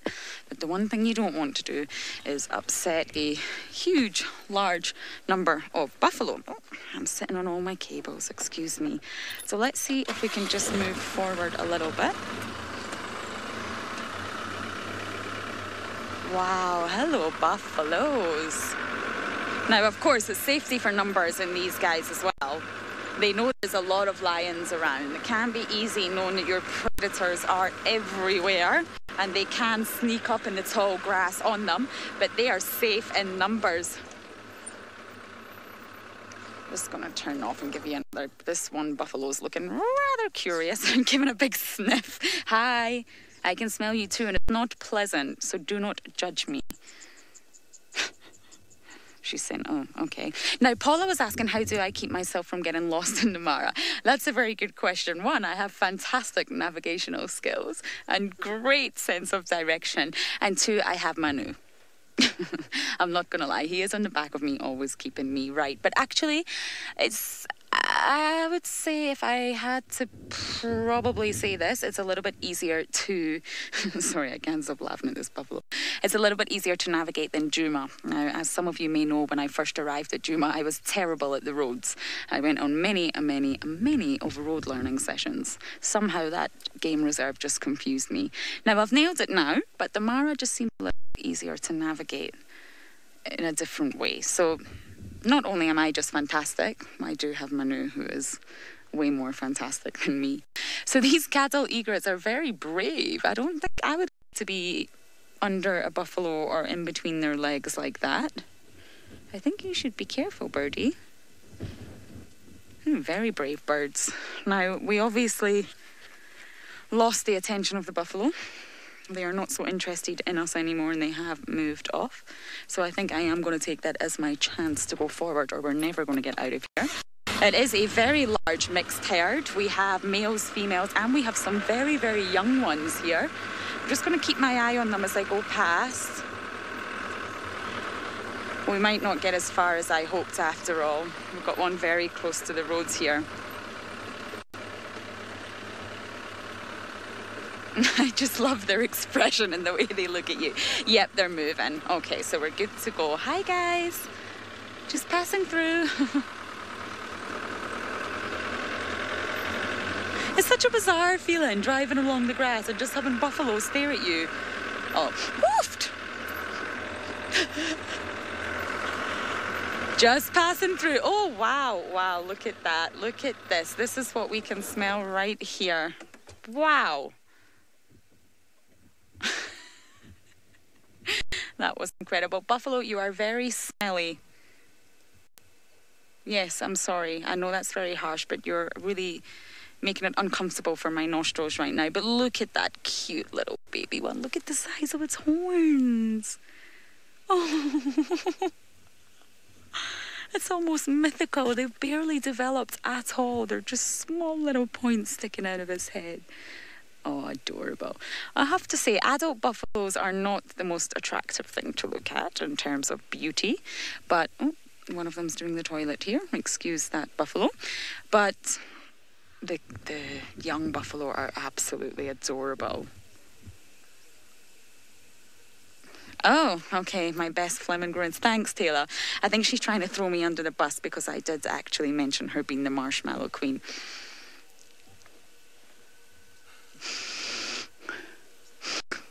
Like that was, I think that was what she was hoping for. This is me trying to get a scent of the air into my palate. Lou is laughing. I'm sure many of you screenshotted that. It probably was not the most attractive or flattering image of me. However, we're still going to try and keep moving. Now, all joking apart, it is good to be serious and just keep your eyes on the animals. Buffalo are known to be a little bit temperamental. I've never personally experienced it, but some people have, and they get a little bit annoyed sometimes, and they do take it out on you. So that's why I'm just keeping my eyes on them all and making sure they're just staying exactly where they are. Goodbye, buffalo. Now, for the lions, that is your perfect feast right there. And I would actually wonder how the lions would approach a huge herd of buffalo like that, if they would. They would obviously potentially wait till the young ones or even the weaker ones are sort of isolated, and then I guess they would take their approach. But for this lioness that we're going to, who has an adult topi, that is really impressive. So if you missed the school drive, do not worry. We are heading there now, and you are hopefully going to see the lioness and the kill that she made. If we ever get there from all the traffic that we keep getting stopped by. I think I should actually get Taylor to do her best Fleming grill as well, and then the viewers can actually tell us who's better, Lauren or Taylor, queen or princess. Patrick's asking a question, but I was too busy hatching my evil plan to get... Oh, we've got the crowned cranes again. Let's see if we can give you a view of them. I'm just going to go back a bit. I was too busy hatching my evil plan to get Taylor to do her Fleming grimace. So can you repeat the question from Patrick? There we go. Look at these two beauties. Wow, fastly becoming my favourite burns. Oh, sorry, Patrick, I got that now. Yes, would food in the car attract animals? Oh, well, that's a good question. One, I'm vegan, so all the food I really have with me is sort of nuts and things that most people generally don't tend to enjoy. Nuts and fruit, and I really don't believe that would attract any animals out here. They may be able to smell it, and the monkeys or baboons might be a little bit interested. But other than that, I really don't think it would. Now, if you had fresh, raw meat, which I can't envision any vehicle out here having, I'm really not sure what kind of response that would spark in animals, because it definitely would attract the likes of hyenas, potentially even your cat. So that's a very interesting question, Patrick, but I'm going to tell you it's not one that I am going to experiment. Now, we did actually see them earlier just at the end of the school drive. I'm not sure if this is the same pair, but here we have two crowned crane. Now, obviously, we do not have these in Juma. They're not an animal that we do see in Juma. But here, aren't they just fabulous? absolutely fabulous, as we would say in the UK. I keep using these very strange British expressions, and I'm not sure why I'm doing it. Someone did notice the other day that I said, "Car, blimey." I don't know why I said it, but I did. That's very, very English of me. So yes, absolutely fabulous birds, and they do actually breed in marshes and sort of ponds and dams and little water areas, and that is where we originally found them earlier, in a small little water hole. So there's obviously 2 of them here, and the sexes are both very alike. It really isn't easy to tell the difference, but of course, as with many animals, the males are generally bigger than the females. So that would be one way to tell the difference, but I wonder if this is a breeding pair. So shall we proceed? We keep getting stopped by all these wonderful things that we keep bumping into, and we really need to make our way back to our lioness. So I'm going to answer my own question and say yes, I am going to proceed. Oh, I'm still in reverse. That would help if I was out of reverse. There we go. I think we have a huge herd of elephants up ahead as well, so... Oh, well, talking of elephants, Steve actually has one, so let's go down and see his.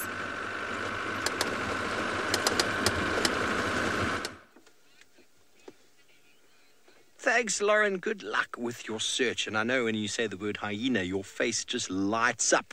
So hopefully there'll be some hyenas trying to challenge that lioness for her kill. But anyway, we are in the area where Tundi was last seen, and we've come across this beautiful big elephant. He's not a fully mature bull. He's still probably in his middle 20s or so. But what is quite interesting is he's got an old wound on his trunk. I know that Lauren was showing us an elephant before with a missing half a trunk, and this one has got very bad injury to it.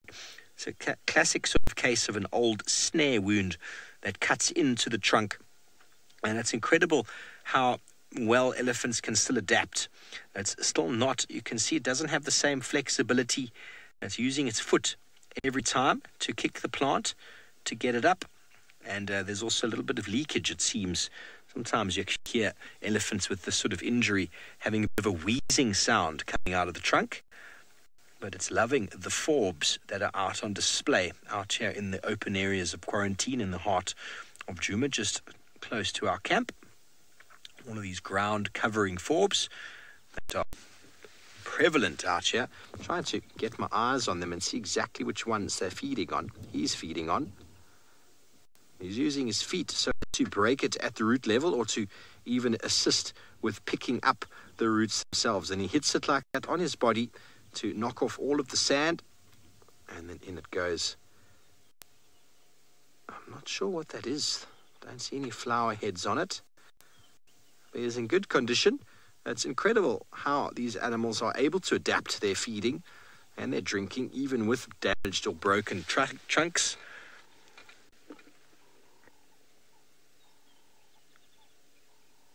Very peaceful scenes out here in the open area, and it's a dual purpose for being here. We're also scanning to the left and to the right for the leopardess Tundi, who's lurking somewhere here in the bushes.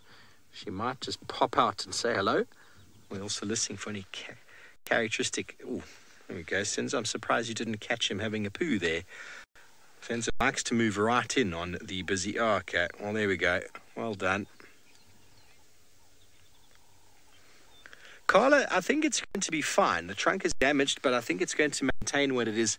I don't think it will ever heal completely and cover up the holes that are created on the side.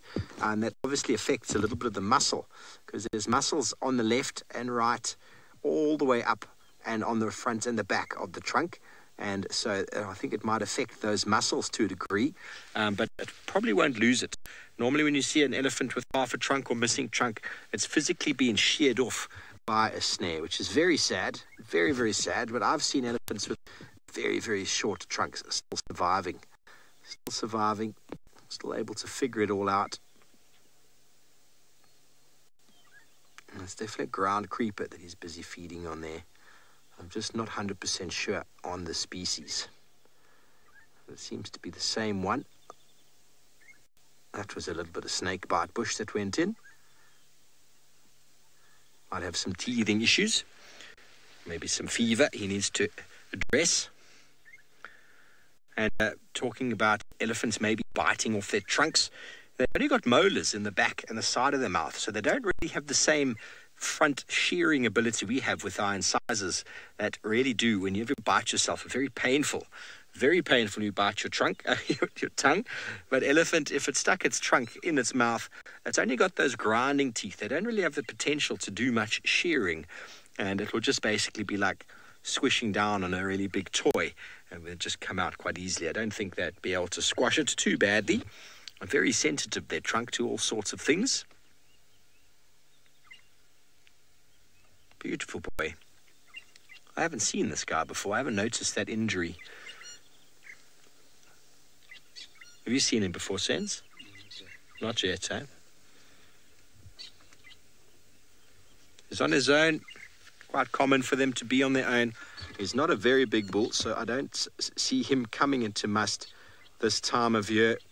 He's younger than 30, so he's not really at that age of breeding. So Louise says she hasn't seen him either.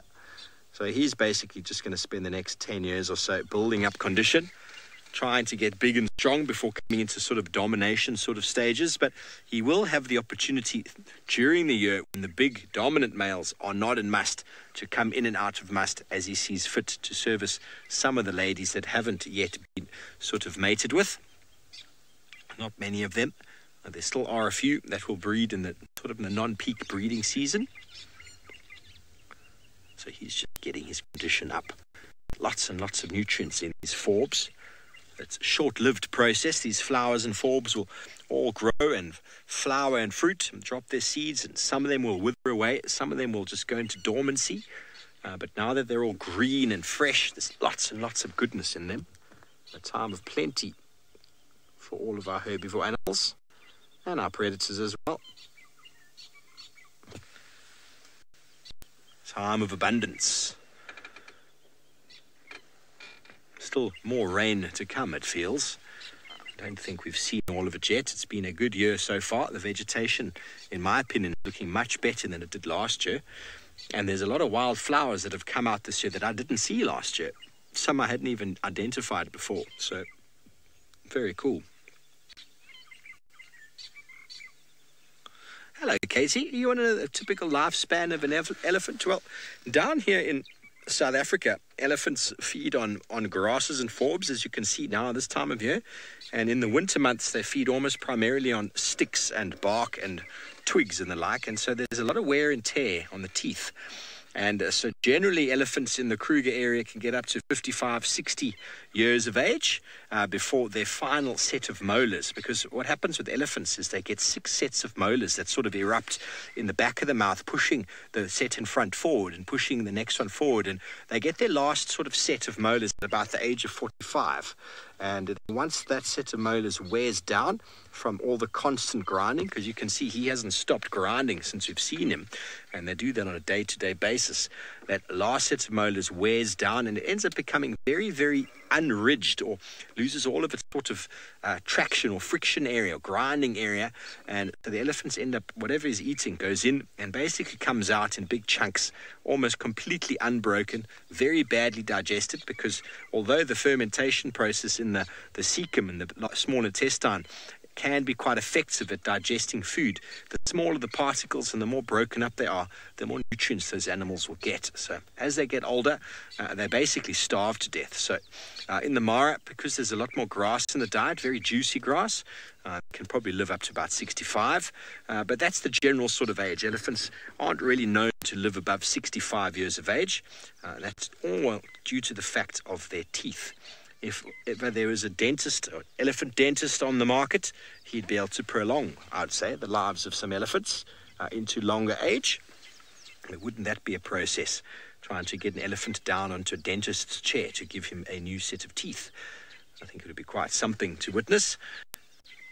Right here on SafariLive, first dentist elephant dentistry operation created. Wouldn't that be something?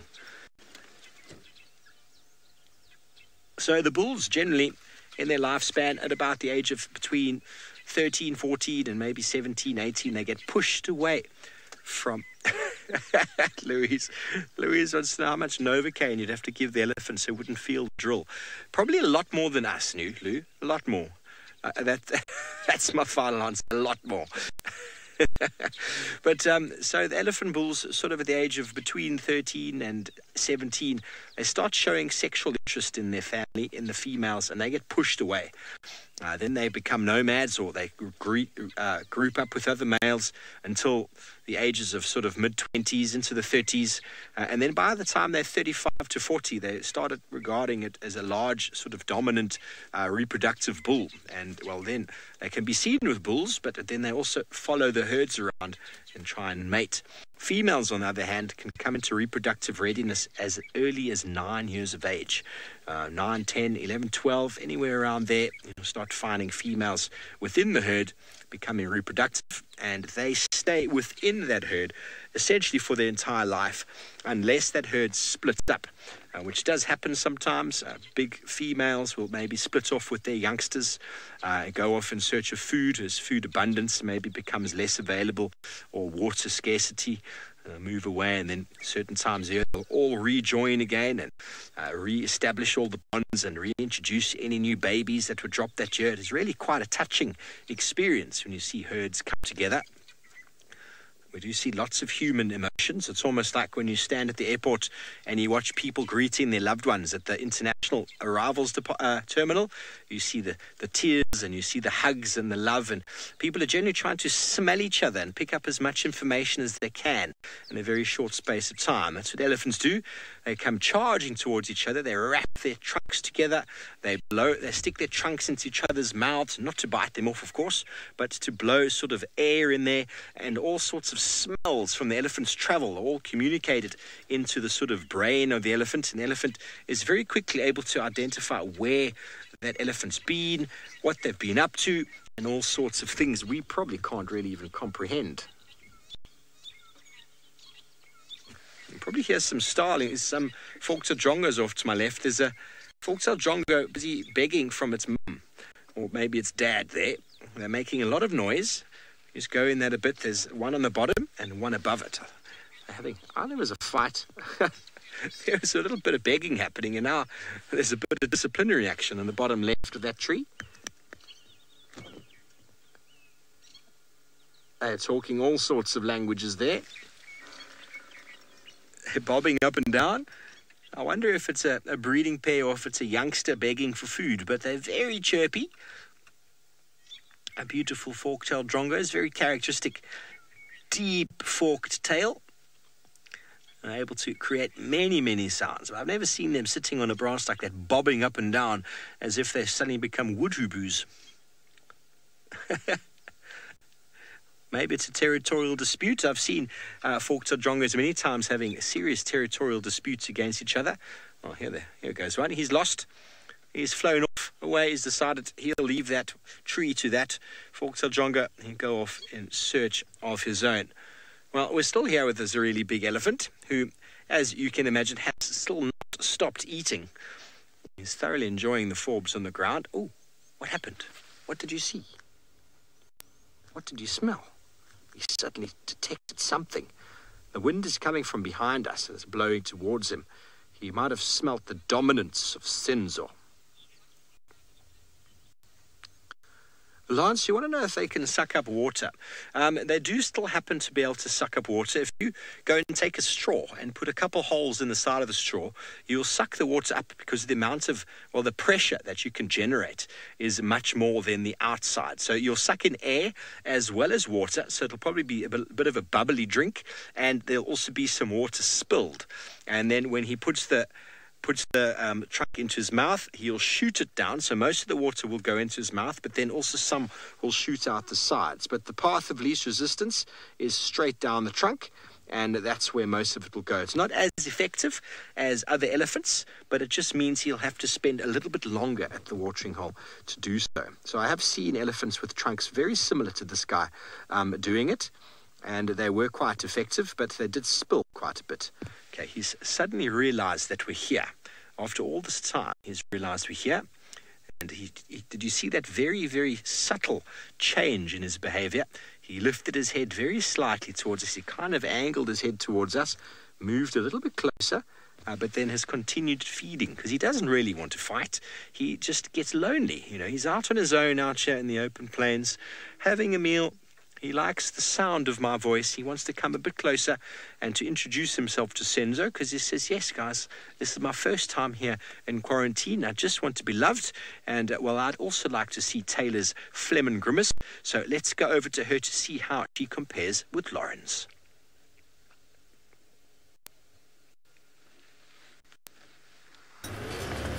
I know. I really want to show you all, but I'm going to have to put it on.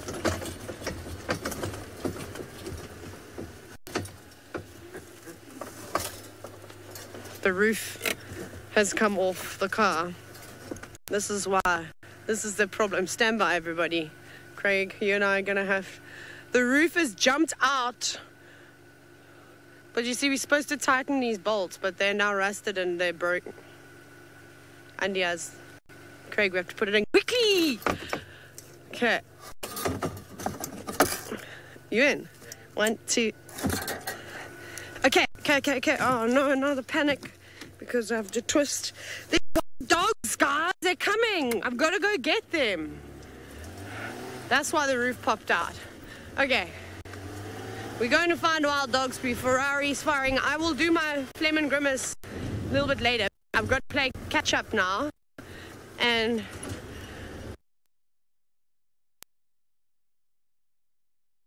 the game of figure out where wild dogs are going to come into. So I'll be going to do tomorrow with her, and hopefully the next time you see me, I'll be doing a phlegm and grimace, and I'll wild dogs. Yes, as I am driving off into this absolutely spectacular sunset. It's not quite low enough yet. We are almost at the area where this lioness is. Almost, not quite. And we just want to check, and hopefully she's still there. I have no idea. She was flat and full and sticky and hot and uncomfortable. You know the way lionesses get. And it's a little bit bumpy here, and that is how she was when we left her. So she is literally just over here, so I'm just trying to make my way there as quickly as I can. I'm very intrigued to see if crikey,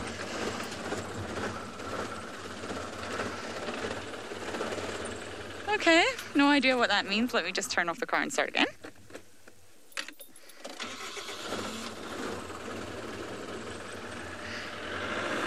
There we go. I have absolutely no idea what happened there, so please don't ask. That could have been another one for the Lauren breaking down cars thing. Phew! Did I disguise my panic really well there? I hope so. I just saw Manu's eyes go nice and wide there. I'm not sure what happened. Now, come on, cars, behave.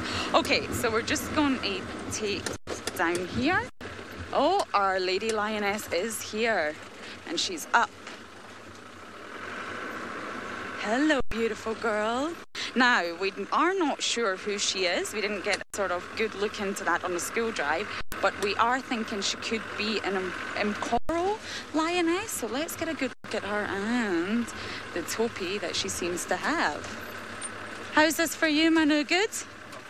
Perfect. Hey, beautiful. Looks like she's actually maybe has another go at this topi. It was rather intact earlier. It's looking a lot less so now. God, look at her. She looks adorable. And still very full. Have you not digested any since the last time we saw you? Now, it just strikes me quite bizarre that she is on her own. Oh, okay. That's obviously the plans for the evening. Wonderful plans. I am quite jealous indeed.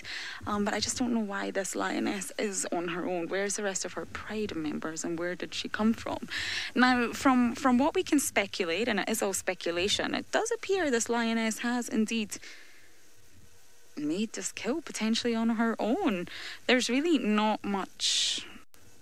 The topi is still very intact, shall we say.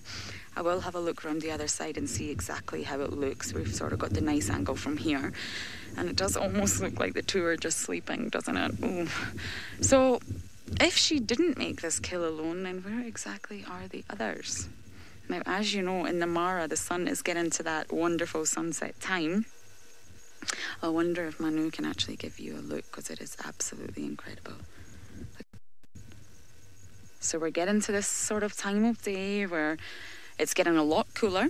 Not cold by a long shot, but it's getting cooler. There's quite a breeze now, and the light is changing on us quite dramatically. So this is the perfect time for hyenas to come along and other sort of scavengers to come along and try and get their chance at this kill.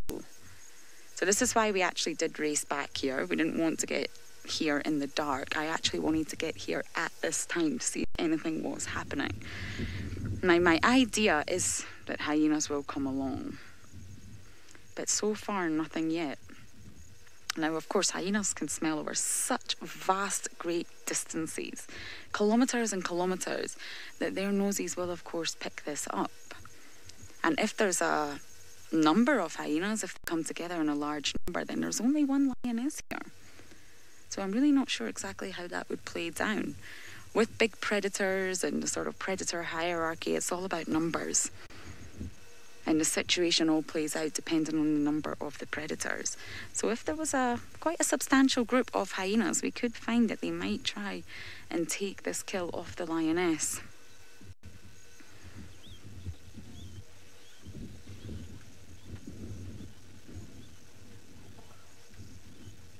Puma's asking, do we have any idea which pride this territory belongs to? So yeah, I think it's the Mgoros. This is where we are. So that's why we figured that this is potentially an Mgoro lioness. So we've came quite far, but I just don't understand where the rest of them would be. And from what I've witnessed in all my time spent with the Nkuhumas, lionesses can become quite stressed when they're separated from their pride. It's not a good feeling for them to be out there on their own, and we see it a lot with the Nkuhumas, where they're displaying stress behaviour and they're contact calling and constantly trying to reach out to one another to find out where one another is. But here with this situation, this lioness has been here since we came out and started the school drive much earlier on, so it's an interesting situation, and I'm not 100% tempted to leave, because I do want to see how it is going to play out. I mean, she doesn't look like she's doing much, but cats can snap out of their little nap pretty quickly, and she can be on her feet within seconds if anything was to happen nearby. Now, she's quite clearly gorged herself. She looks very full, stretched to the max with that tummy panting in and out. So I don't think she's going to feed anytime soon. But she will have to protect this and keep a close eye on this topi. I just wish we knew the history to the situation and exactly how it happened. Larissa's asking, do all animals have territories? That's a fantastic question, because no, they don't. It depends on what animals you are talking about. So, for example, your leopards and your lions, yes, they do. And it's a very... For example, the leopards in Juma, let me just focus on them because it's easier. When we think of territories, our human minds sort of box them in. So we think of sort of lines and boxes, and, you know, this belongs to Tingana, this belongs to Hukamuri. And of course, territories are not like that. They are actually fluid. They're a bit more dynamic than that, and they will expand and they will contract. Of course, male dominant leopards will patrol their territories and constantly mark them. And depending on the situation with other male leopards, it will, of course, change over the course of time. And lions are actually the same. And Juma's the perfect example for that as well. The Birmingham boys did actually change their territory and move south, and then in came the Avokas. So our human-like brains tend to box them in, but they are a lot more fluid than that. So cats definitely have territories. For your likes of hyenas, it's a bit different, because... Well, I guess they do have a territory or home range. There's a difference between a home range, and the best way that I think to sort of remember it is that every home range will contain a territory, but not every territory can contain a home range. So some animals have home ranges where they can be found, and animals like wild dogs, for example, they don't really have a territory. They do sort of have a rather large home range, but they will den for approximately 3 months when the female is denning. So they will obviously have to choose an area where they are going to sort of host their pups for the while, for the duration until the pups are ready to get out on their own and join the pack. So animals like wild dogs don't have territories, no. So it really does depend what you're looking at. And I mean, your grazers, your elephants, your antelopes, animals like that also don't have territories. Some of them migrate and some of them just wander. It really does depend what animal you're looking at. So I really hope that answered your question. And it's a great one because it's a wonderful thing to look at.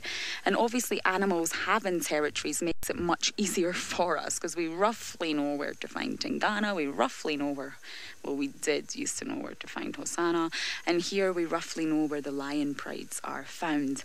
And this, of course, reduces competition, allows them to get better access to food resources. So there is reasons that the top predators have territories, but the sort of herbivorous animals do not. So fantastic question and rather lengthy explanation, but I hope I covered the whole range of different sort of... Oh, Taylor's got wild dogs. Let's go across to her.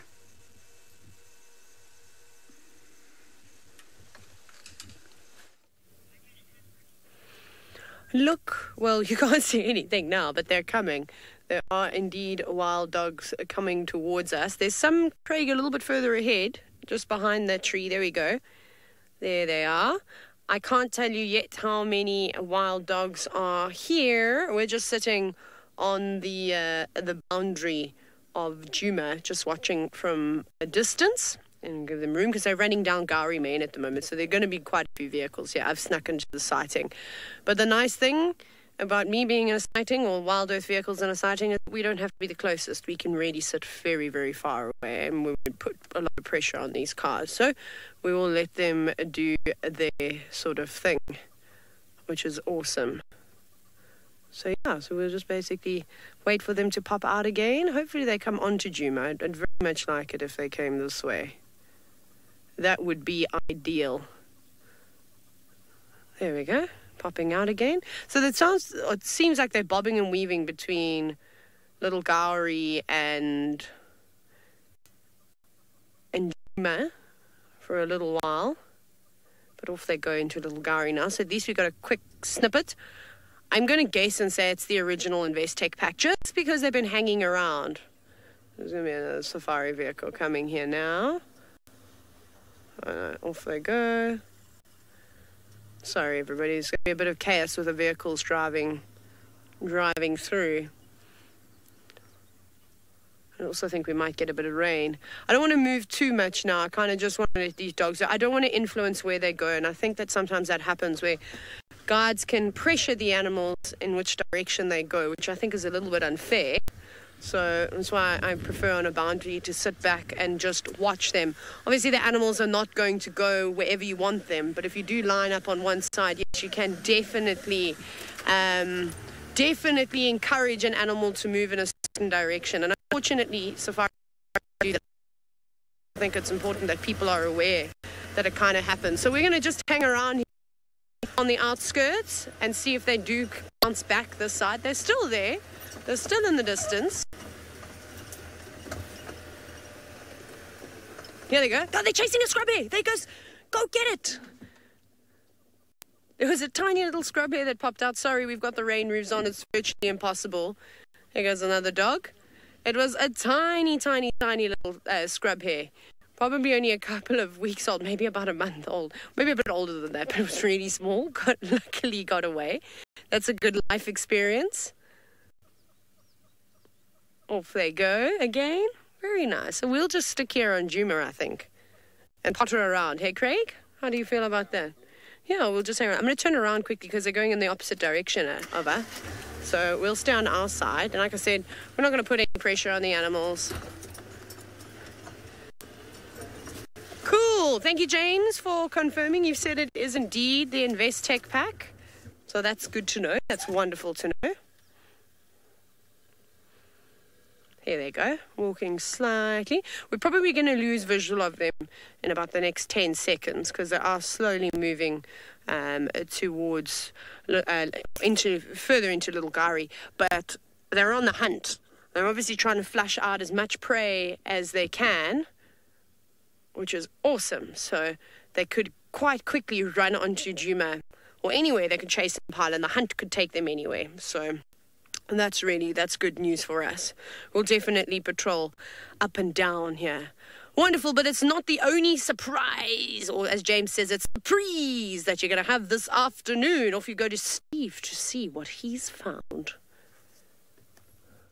Well, good afternoon, Mr. Tingana. The Duke of Djuma has returned. So we left that elephant and we just drove about 40 meters. I parked the car.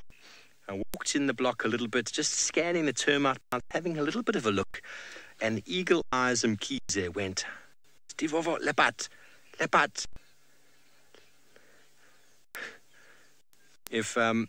If you're able to do a replay, that would be nice, Lou. I'm not sure exactly what you saw off of the 3-play, but I was off the vehicle having a little scan around, and I've heard Senzo Eagle Eyes Mkhize went, Stivovo, lepat.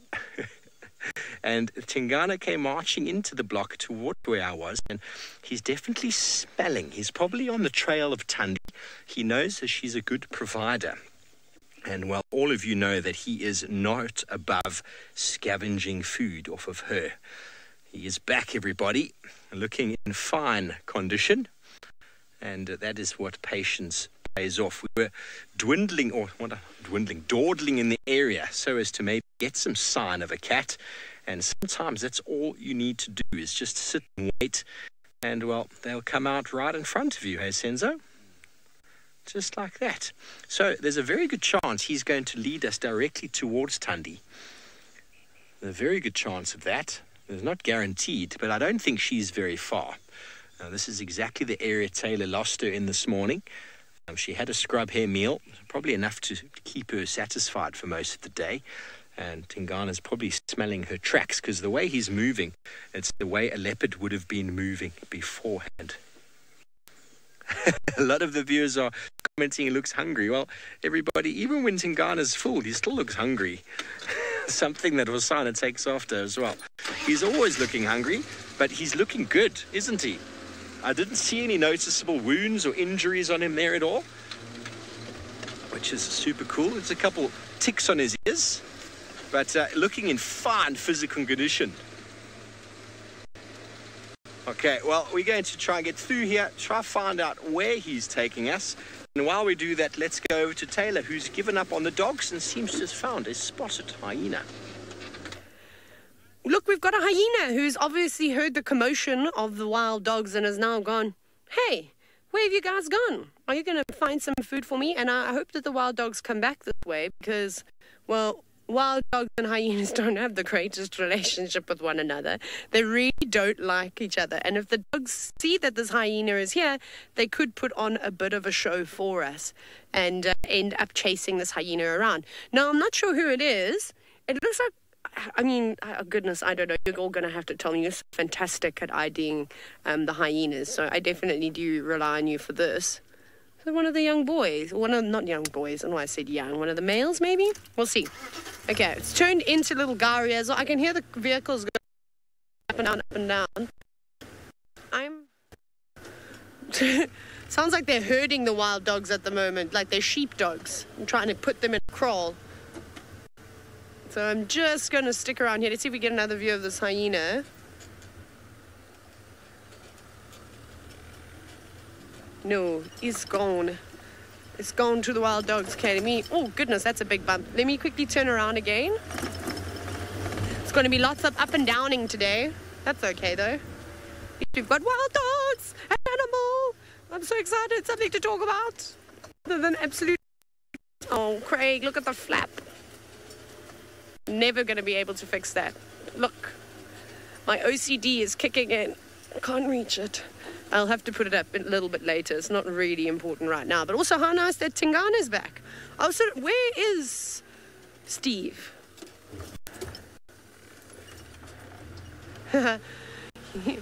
Yes, I do, Louise, remember the time the snake... It didn't fall on my rain roof. It was living in the covers. It was keeping warm. And then I had to take it. Remember that spotted bush snake? And I reached up. Oh, my goodness, the covers are a disaster.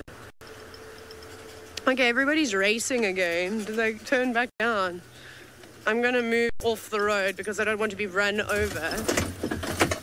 And there goes the roof again. So this roof is a lot of fun. Sorry, Louise, our roof is an absolute disaster currently. Like a real nightmare.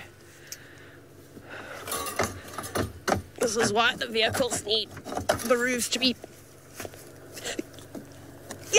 bolted.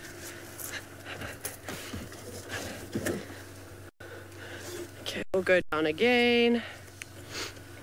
Ready, Craig? Slow and steady. Choo choo choo. Oh no, that's the sound a train makes. Never mind, wrong sound. Oh, but if we're having a disaster, the flaps are all coming undone, but as long as the roof stays on the car. Go on to Juma. Go, wild dogs. There's lots of impala there. I hope so. Please, wild dogs, we love you. We want to see more of you. Just go down Gary, man. Twin Dams. I know we don't have the greatest signal around here, though, Louise. We are heading towards Twin Dams now. To come out from the dates on Juma of Shibamu. So it's probably off you go to Steve. He's over.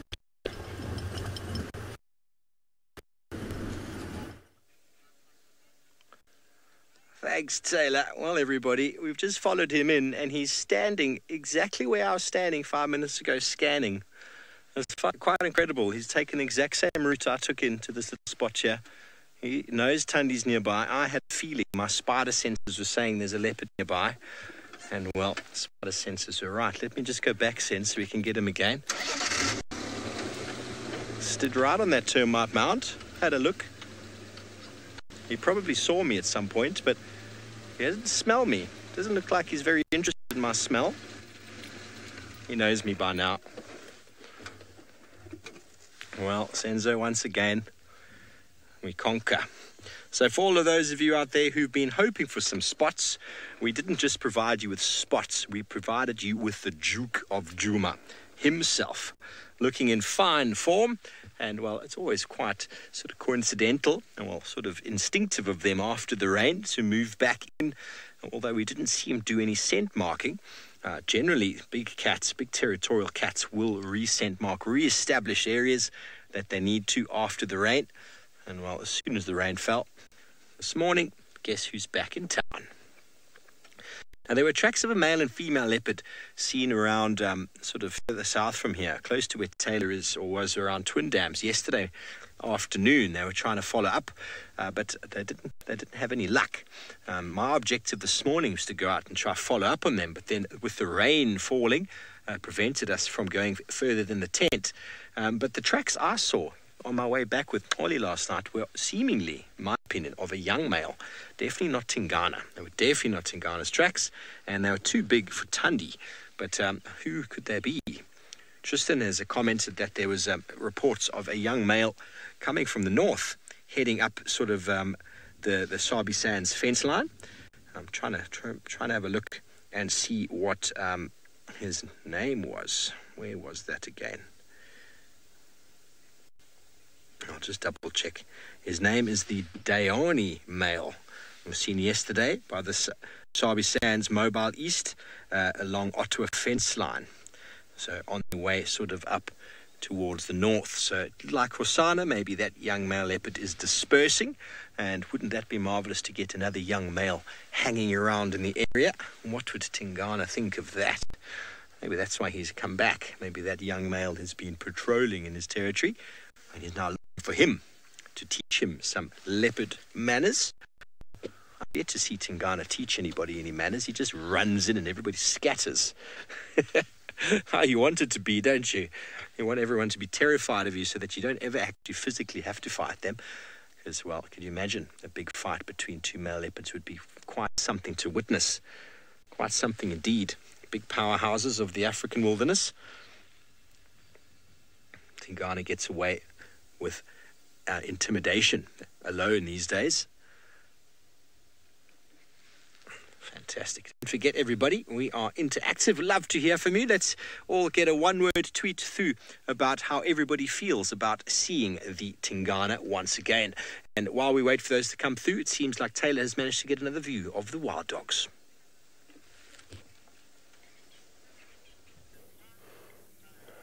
Yes, we have, and I'm sitting very quietly. Not that the dogs are particularly scared of the car, because they could cross into Djuma. Come, little puppies. Come to us. Good dogs. No, go left. Turn left. They won't. Oh, heard me. Yes, left.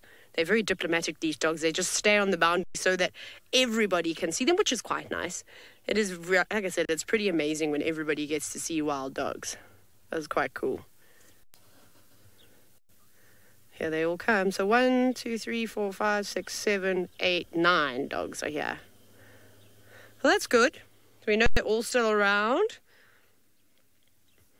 Oh, this is so cool.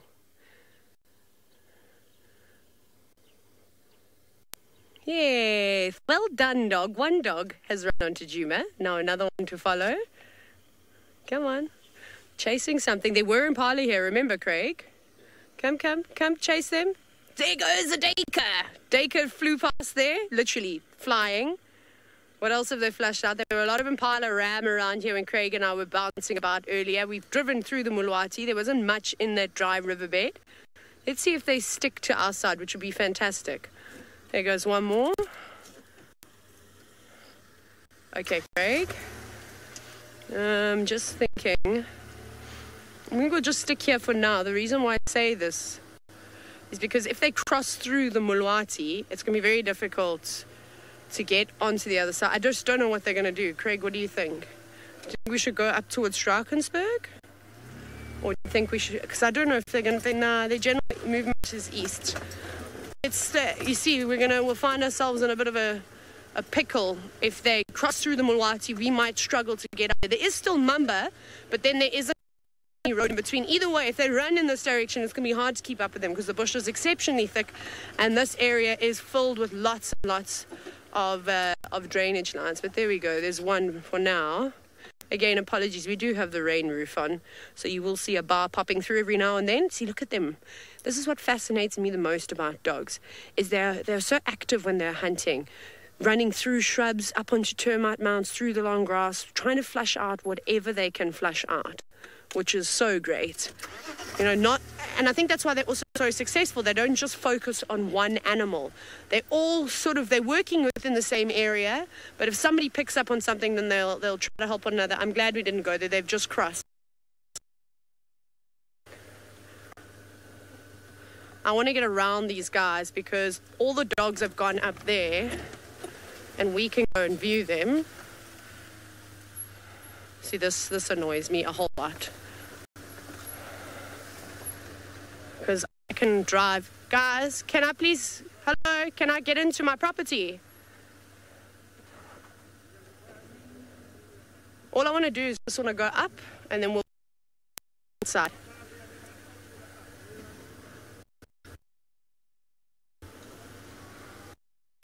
This will just take un momento.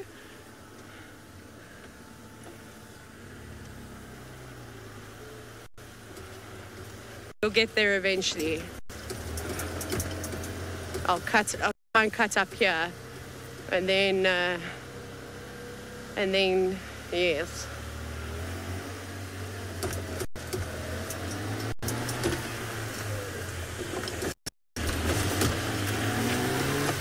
Meow. No, we're ready, Louise. We've got the dogs.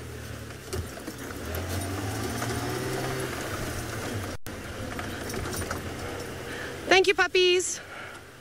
There we go. There they are. Sorry, we got to do a bit of re-leveling now.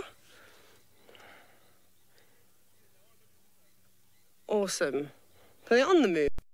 I don't think they're going to stay on one property. I think they're going to bounce around wherever they can, looking to flash something out. Excuse me, which is awesome. See, noses to the ground, trying to smell out anything. Also listening very carefully. This is so awesome. Gizmo, I suppose it's all just got to do with genetics, hey? And, I mean, at one point, these dogs were related to wolves a very, very long time ago. So, obviously, as they developed, they got this amazing, unique coloration. It works really well for them out here in the wilderness. We always talk about disruptive markings on the prey species of animals, but also predators need to camouflage themselves in a way too, so that they can also try and hide away from their prey as much as possible. And when a wild dog is laying in the shade, it doesn't even need to be in long grass or have any shrubs or anything like that. They can just lay in the shade and they're almost completely invisible. It's pretty spectacular. You know, coming right around, which is nice. Just sitting down, having a bit of a break. They must be tired. They've obviously been running most of the afternoon. It's been so nice and cool for them, so they're not going to be exerting themselves too much at a trot, at this pace that they're running at the moment.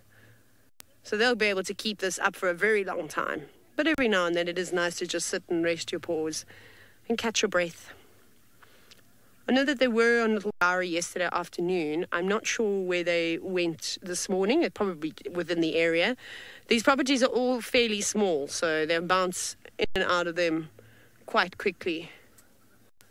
Okay. See, I don't want to chase these animals around. I want to give them kind of room, so I don't want to encourage them to go anywhere. So like I said, we'll probably hang quite back and let them decide where they want to go to, without any or too much pressure from the vehicles. You know, we're really lucky. These animals are super, super relaxed, as is. Like, it's pretty spectacular that they'll come running right past the vehicles. And I think sometimes we forget we don't have to always get so close. So we'll just sit here. And they're walking on the fire break at the moment.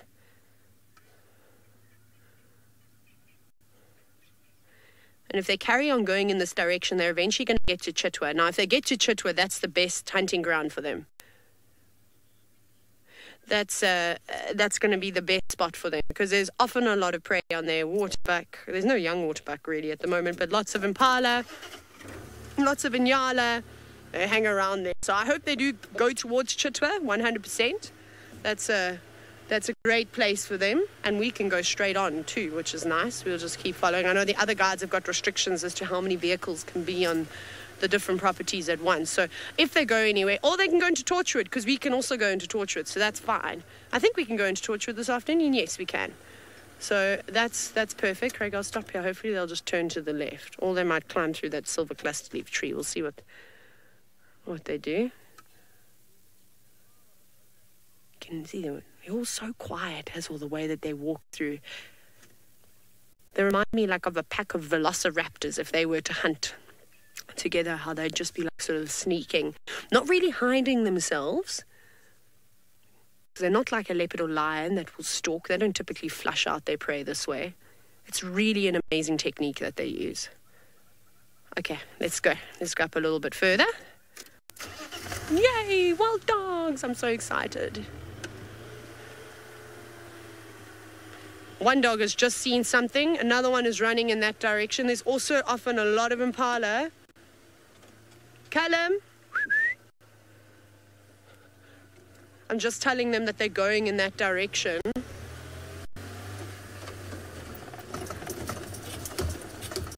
Please don't pop out again, Ruth. Okay, I need to find a gap out of here now.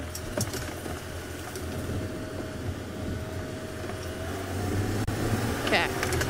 I'm going to quickly Ferrari. As I get out of here, I'm just going to cross through, sorry Craig, I'm going to cross through this drainage line. Wonderful. Okay, well, we'll quickly try and get around here, and it won't be long until we hopefully have the dogs again. I'm going to send you across to Steve Volvo, who's still sitting with Mr. T. Well, how interesting, how interesting. The wild dog's heading down to Chitwa. Hopefully, Taylor manages to catch up with them. Tingana is starting to scent mark along the way. I think he's kind of given up on trying to find Tundi. She's given him the slip as well now, it seems. So we don't feel so bad if we're not able to find her.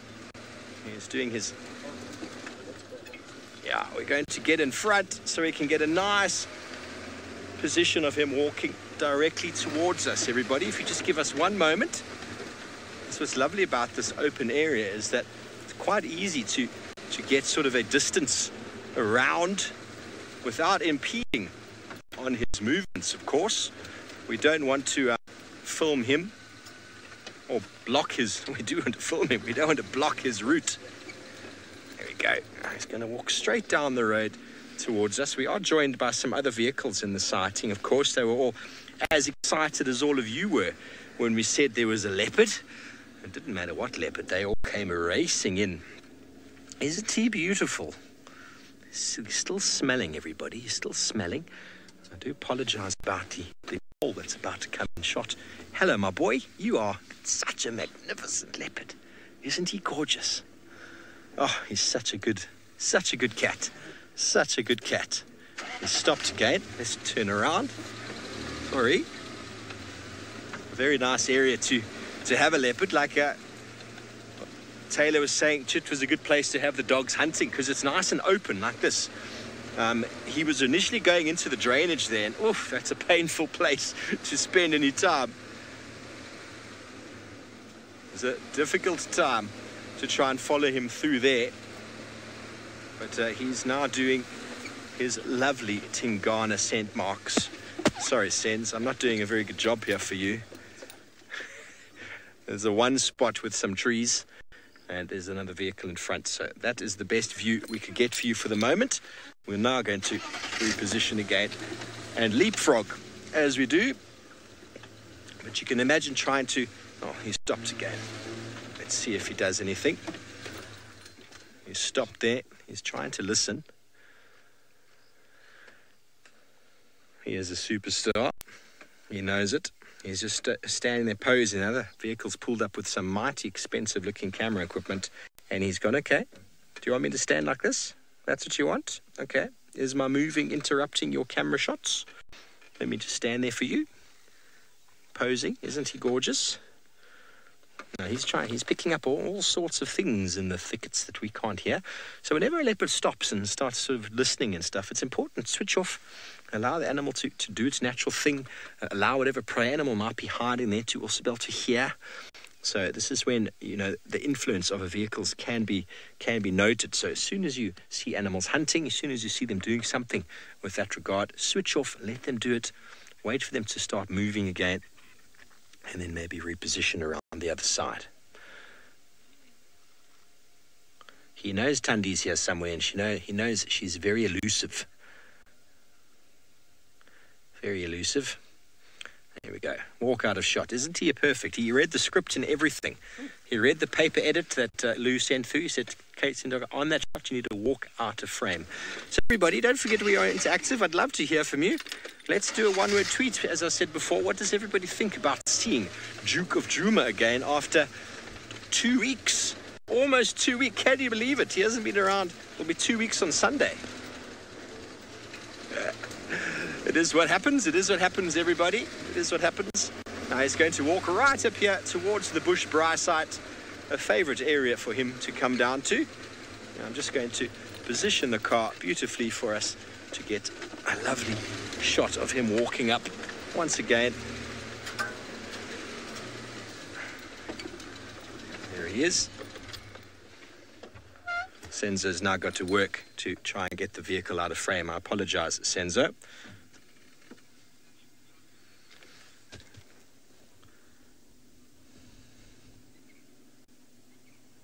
Licking himself. Where are you going, boy? Beautiful foxglove in front of him here. There we go. Perfect timing. Senses alert. Oh, I'm sorry, Senzo. I'm sorry about that. I thought I had my foot off the brake properly, but I didn't. They've got very keen eyesight. They see things in the thickets we don't see. Delan, you say awesome. Yes, indeed. Awesome is a good word for the re-emergence of Tingana. All of you who are worried about where he might be, he's been around. He's just been probably feeding somewhere. He's maybe been interacting somewhere. Maybe he's met some more ladies on his little adventure. Maybe he's met some Buffelshoek ladies or Torchwood ladies. We don't know. The Tales of Tingana. Wouldn't that be a marvellous book to write? The Tales of Tingana. Hey, boy, you've got lots of tales, don't you?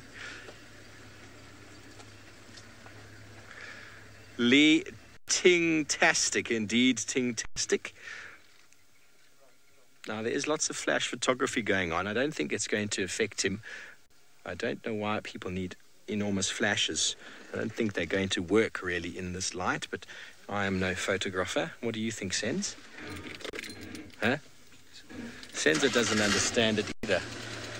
Doesn't understand why you'd need flash photography. Oh, perfect. Ting-tastic has gone and turned directly in to Pamela. He's got his own paparazzi, and now that Hosana's not around, it all falls on his dad's shoulders. Maybe that's why he left. He was a little bit concerned with the amount of attention he's now getting now that his superstar son has disappeared. He's just smelling a tree on my left-hand side, just through the gap. He's doing, oh, that's for Taylor and for Lauren, the phlegm and grimace. He was doing the phlegm and grimace there. Lauren and Taylor, this is how it's done. There we go. Sorry about that, Leaf. Oh, what happened there? Something spooked him in the grass. Maybe there's a snake somewhere. You see him, he jumped, eh? I don't think it was a vehicle. The vehicle was nowhere near him at the time. But he's smelling that scent mark, and his ears went flat. It's not something you normally see in a leopard's ears go very flat when he's tasting. He's trying to go, ooh, Hukumori was here. Hukumori. He's very interested, though, in that tree. Very, very interested.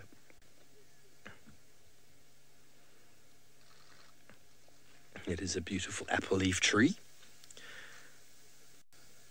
I've never seen a leopard in this particular tree, but possible someone has walked past and scent marked, scratched, been in there for a period of time. We don't know. We're just on the sort of southwest of quarantine now. The Bushbrae site is just above us here. The paparazzi continues. Okay, that was just a signpost. Now he's going to go back to the road and probably continue on towards Vuyatela Pan area.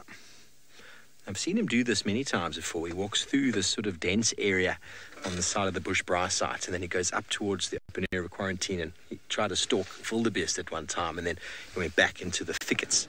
They don't often walk out in the open. Obviously, the roads are about as open as it gets for leopards. But invariably, they like to stay camouflaged in the thickets. So that is where leopards do best. Do you see him, Sands? Yeah, he's on the road. He's heading straight to the Bushbrae site. When Senzo and I stopped at the Bushbrae site earlier, we thought, oh, what a lovely place to be. If I was a leopard, I would be hanging out here. We know Hosana's done it before. He's posed lovely, like a beautiful young male on the Bushbrae site. Going to just get in front here.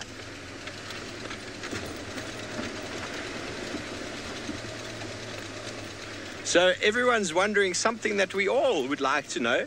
Will Hosana return? And now I'd love to say yes. Love to say yes. He is my favorite leopard. But I have a strong feeling that he won't. I have a strong feeling he's decided time is time. He's an efficient hunter. He's got so much to offer the world. So he's going to go out and stake a claim for himself. What do you think, Sens? Do you agree with me? Senzo agrees. Senzo always agrees with me, though. He's a very agreeable chap. You are. Okay, here he comes once again. Straight up past the Bushbrae site, which is just on the left-hand side over there. He's having a look at the braai site going, ooh, is Tundi sitting there? Is it dinner for two, candlelight around the Bushbrae site? Those of you who don't know what the bush braai site is, it is basically an area out in the wilderness where people can have a barbecue. We call a braai in South Africa, and normally have a dinner. And so he's hoping that Thandi has maybe set up a little something. Tingana, Valentine's Day was ages ago. Ages ago. And Thandi has never thought you to be a romantic, so she forgot about the candles and the dinner for two. Oh, look how sad he looks now after I told him that. Those big paws.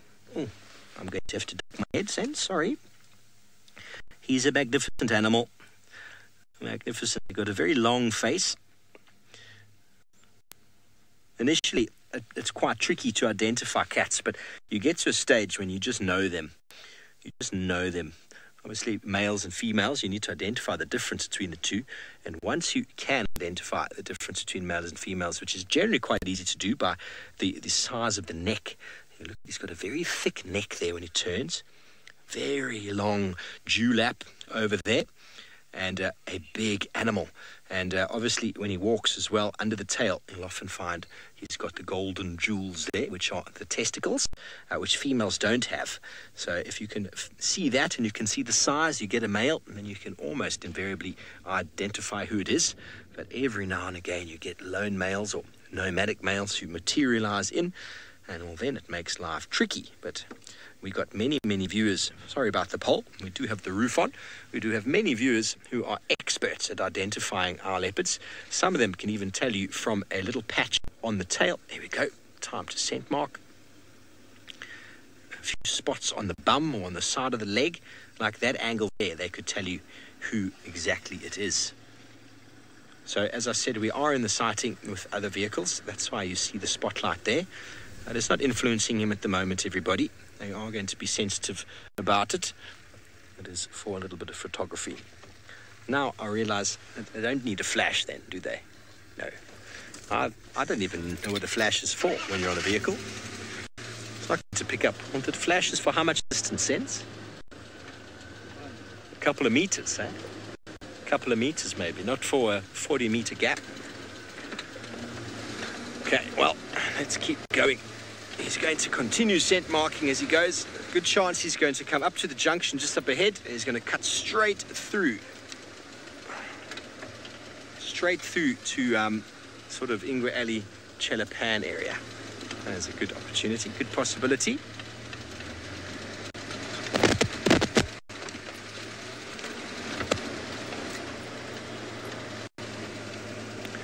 Penguin on Safari, good afternoon to you. You want to know why leopards have big dewlaps? Well, essentially female leopards don't. They don't generate them at all. And male leopards generate them. And the reason behind it is hard for me to give you an exact, well, a very comprehensive answer, but it makes them look bigger. It gives them sort of a defining quality against the smaller leopard. It sort of shows maturity, strength, and it also will probably add in a bit of protection. Almost like a male lion has a mane on his neck to protect them when they fight. It potentially can add some protection to the male.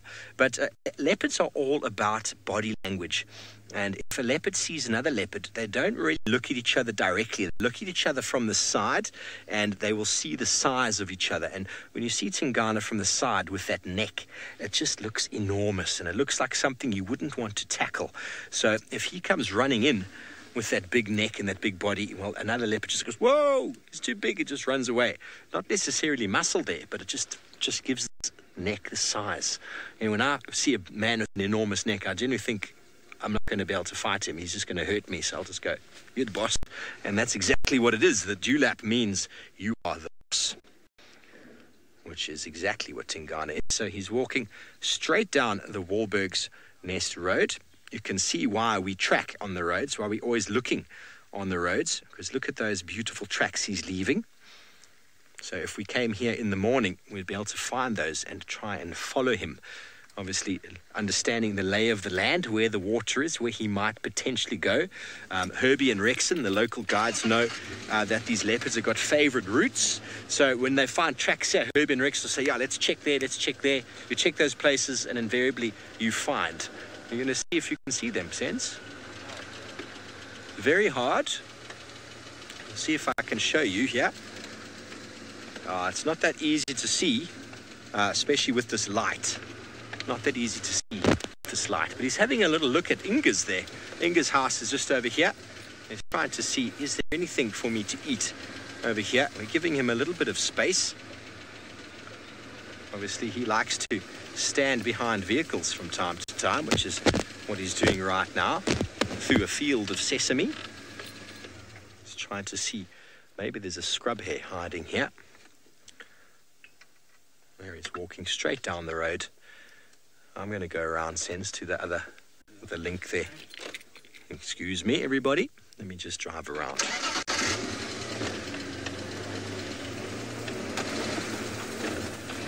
Well, we're very fortunate, very happy today to have found him.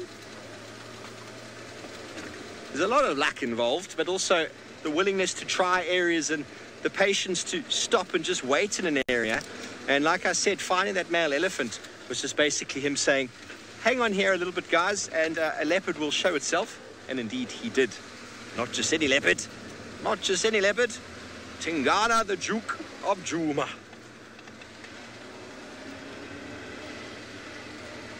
Okay, well, I think we have just missed getting in front of him here, but that's okay. We'll just wait.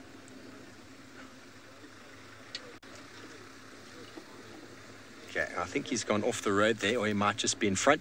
Now the vegetation gets a little bit thicker, and so it's possible that it's going to be a little bit more difficult to follow him now, but we're going to see what we can do. Obviously, this is the time when the vehicles need to start leapfrogging so that everybody can get a go. That's when guiding etiquette comes in, of course, and, well, obviously, we'd like to stay with him for as long as we possibly can. Taylor seems to be in a bad signal area, and Lauren seems to be having a little bit of trouble with their camera. So you're stuck with me and Senzo for now. I hope that's okay.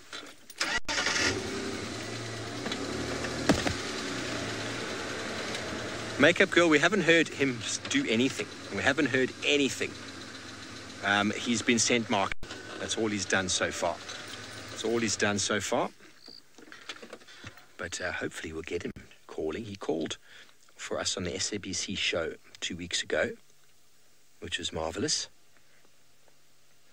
So, talking about freshness of tracks, you saw we had his tracks on the road just before, and while he walked on top of someone's vehicle tracks that drove here earlier, I think it might have been Taylor, after she looked for Tundi, she drove along here, and that's where we can also get freshness of tracks. Like, I know what roads I've driven today, and if I go out tomorrow morning and I find tracks on top of my vehicle tracks, I have an idea of at least the earliest it could have been walking there, because I know if I drove at 6 o'clock and there's tracks on top of mine, there's a very good chance that it was between 6 o'clock and the time I am presently seeing the tracks.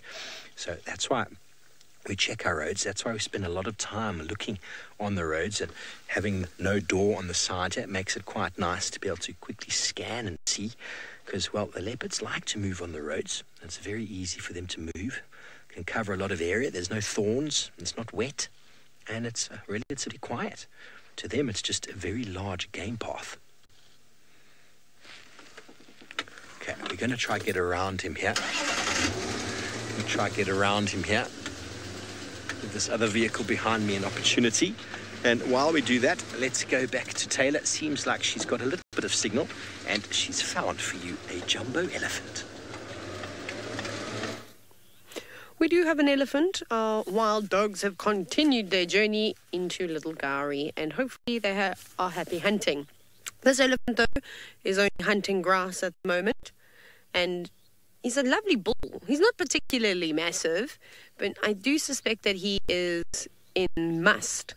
And the reason why I say that is you can see between his back legs, he has splashed around in a bit of mud. But it looked like before, when I was looking earlier, when we came past here, and you can see there's quite a significant staining between his back legs. And there is a bit of a smell when the wind changes.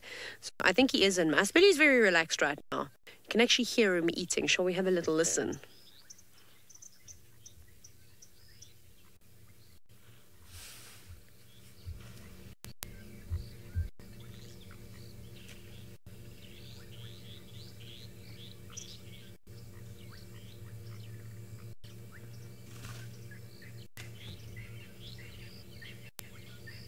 He's messing about quite a bit, but you can also hear all the frogs starting their evening chorus.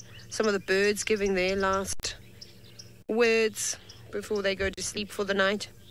But it's a very nice spot. Now, all I'm hoping for is the wild dogs to come running back through here and terrorize the elephant a little bit, which could be quite fun.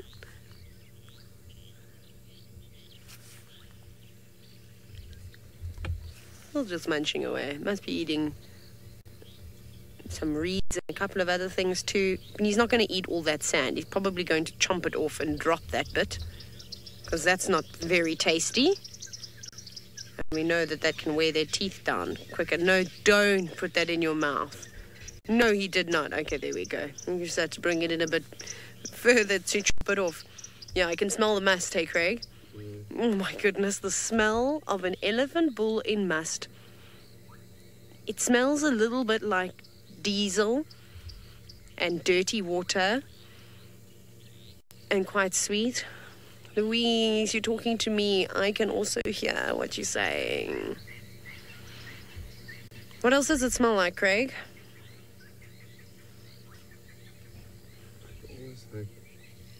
Maybe diesel and Jay's fluid. Jay's fluid is a good one too. It's really, it does. It stings the nostrils, as I think Ron Burgundy would say. Did Ron Burgundy say that? Stings the nostrils? One of them, one of the anchormen said something along those lines. But it really does. I think the smell of must is sort of the same smell that Lauren doesn't like on a buffalo. But it's not great. But he's very chilled. You can see he hasn't even bothered by our presence at all. He's super chilled. We're also very far away from him, so we've given him no reason to sort of draw attention. And as you may have noticed, we're also in infrared now, which is why... Are we in infrared, Craig? Yeah, we are. Just checking if colors looked weird. Oh, it's the angle of the monitor. But I keep using it like it's a touchscreen, but it's not. But it's very, very pretty this evening. Pity we didn't have a sunset. At least Lauren got to show you a sunset, which is quite nice. But it is so lush and green. And I have missed the tall leadwood trees and the knob thorns and the marulas. I forgot how beautiful the savannah wilderness is. What are you going to do? Walking with his head up. Now, Louise has demanded that I show her my Fleming Grimace, but I can't because there's a vehicle coming and I'm most certainly not giving the other vehicles any entertainment. This is just for the SafariLive viewers. You get to see me do stupid things all the time. And anyone that goes on safari will have the privilege of watching me embarrass myself. But otherwise, we'll probably carry on. Craig, should we just drive a little bit? Because there's another vehicle coming, so I'm going to have to move off of the road now. So we'll drive into Djuma. Go, car, go.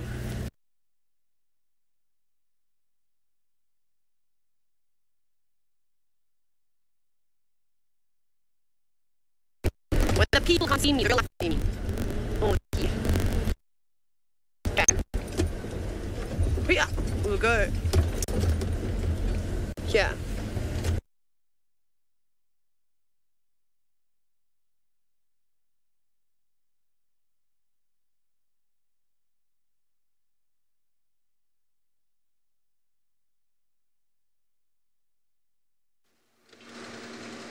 Well, everybody, sorry about that signal issue Taylor's got. There are some places, I mean, Taylor just said it's lovely to be back in Djuma because it's lush and green. Well, a lot of that lush and greenness has got an effect on our signal. But don't you worry, we are here, and Tingana is just there. He's moved from one bolster to the next. It's just from one bump in the road to the next down the road. And it is very quiet. There's no animals that we can hear or smell. He's trying to hear them. Sorry, Sans? So, Lou, we are ready to go into infrared whenever you are. Maximize our viewing potential. Let's turn on the leopard eye, shall we?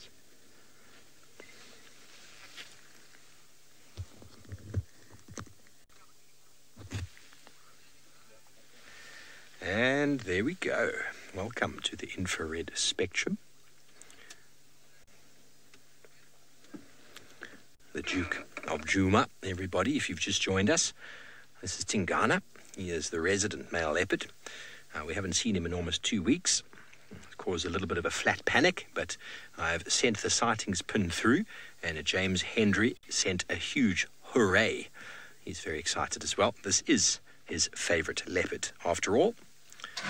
And, well, with Osana gone, I do very, very much enjoy Tingana. I've spent many hours with him, in fact. And he's a delightful leopard. And it was just so interesting because we found him. I was looking for Tundi, and I just had a little look in the bush, climbed on a termite mound. Senzo called me, said, "Hey, a leopard, Stivovo leopard."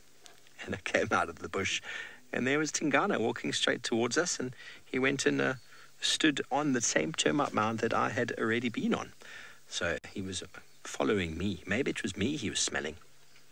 Maybe I'd stepped in some of Tundi's poo, and he was following that around. It's possible.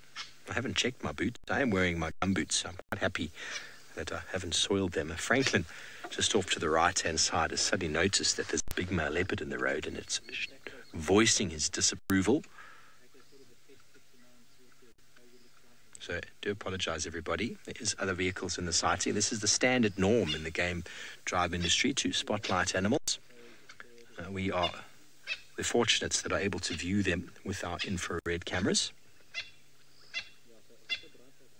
Or should I say infrared lights?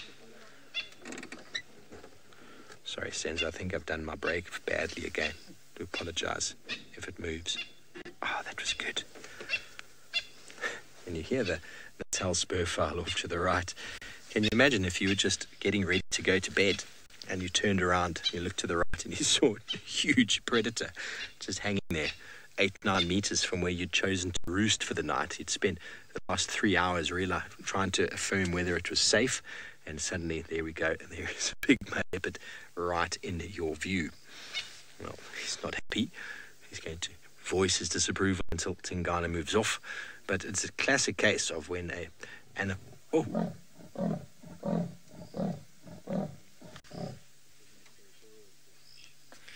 there we go, everybody.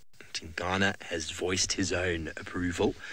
Something I've noticed with Tingana, everybody, the amount of times I've been with him when he's been spotted, as soon as an animal has spotted him, an alarm called, he decides, oh, well, I've been spotted, let me voice my own voice to the night air. And there he did it. Should I move up a bit, Sens? Are you happy there? What do you smell? So he's now scent marked a few times. He's now called, and by calling, there is an immediate sort of announcement of his presence.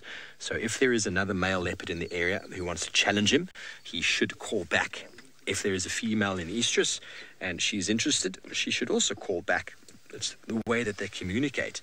But by and by, he's basically telling everybody, this is my spot.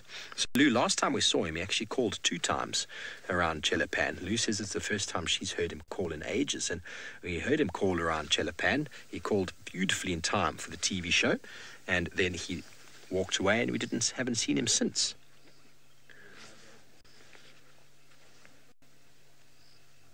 So the scent marking will last 2 weeks without any more rain. And his calling is immediate. So everybody now knows there is a leopard nearby. That Franklin, as soon as he called, decided he was going to keep quiet. Move forward. Okay, he's just going to jump forward a little bit here. Get the side of his beautiful visage. Oh my word, what is going on this afternoon? Well, all you have to do basically is go out on safari and search. And luck will provide it for you, as Taylor can be testament. Yeah, how cool is this? This is a serious surprise this evening. We have a Leon just standing here at Spaghetti Junction, which is pretty cool. We were sort of making our way home. I was going to look for chameleons. This is awesome. So I'm not sure which lion this is. However, the Nkuhuma Pride is split up at the moment. Last night, I counted the Mangani male was there, and then I think I counted about 3 lionesses. And then something that I haven't told you about just yet is that after the show had wrapped yesterday evening, there was a report from the Buffelshoek land, one of the landowners that was in the sighting with us with the lions. They were the ones that went and relocated congratulated on them and said that they were up and moving. And he said to us, I've just got 3 lions. They're walking in the direction into Buffelshoek. They've come from Djuma, and one of the lionesses is carrying a brand new cub, like teeny tiny in its mouth. That is all the information I had. He said he's not putting the spotlight on, and he immediately left the sighting, which was the perfect thing to do, which is fantastic. So one of the Nkuhuma lionesses definitely has a young cub, and I know that there were some reports of a lioness with suckle marks. So I don't know if anything was actually seen. Of course, we haven't seen it either, but it's nice to know that somebody did actually see a little cub. So that's exciting. But they've gone into Buffelshoek. So I don't know if this is maybe one of the lionesses that has come back. But the rest of them are still on Little Gowrie. They were there this morning. They walked across. But that's pretty cool. I'll take one lion. Or maybe it's not even a lioness from the Nkuhuma Pride. Oh, it looks like there's another one here. Hang on. Un momento. Yes, there's 2 lions. So I'm going to go ahead and say there's probably 2 of the lions that went into Buffelshoek and left the rest of the pride. So we just need one more to pop up, and then we can have confirmation here. This was cool. I was really sad to hear that little floppy ear sadly isn't back. That she's disappeared. Ah, okay, I believe a lot of you are saying that it was Amber Eyes that potentially had a cub. Now, this is my absolute favorite part, is when the lions, of course you're still in infrared, walk right past the vehicle. I'm even going to take a video of this because it is so cool. That is insane how close that is. And look how relaxed they are. That's okay. No, little hop, skip, and a jump. They're funny, these cats. That is really cool. Okay, let me turn around quickly. Oh, here's the 3rd one.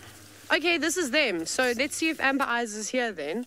I need color for Amber Eyes. Sorry, I'm using a spotlight. That doesn't look like Amber Eyes. Hi, girl. I'm really sorry. I've taken up the entire road, but that was not intentional. I would move for you.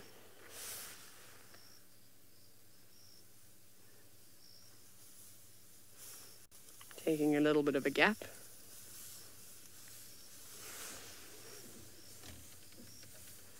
Oh my gosh, that's amazing. Yay, lions!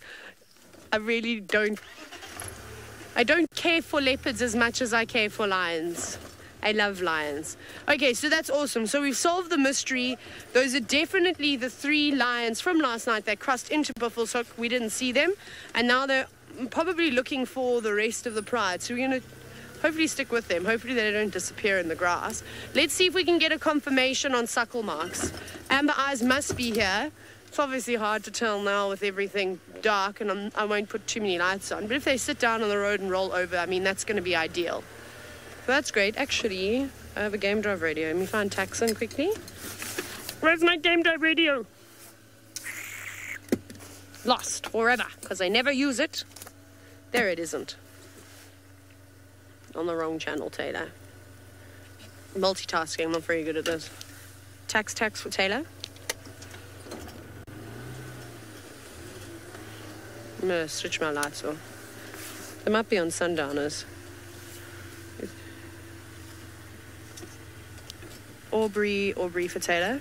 I'm not actually sure who's driving. Okay, here's one lioness having a drinky. Craig, I'll try to go to this side.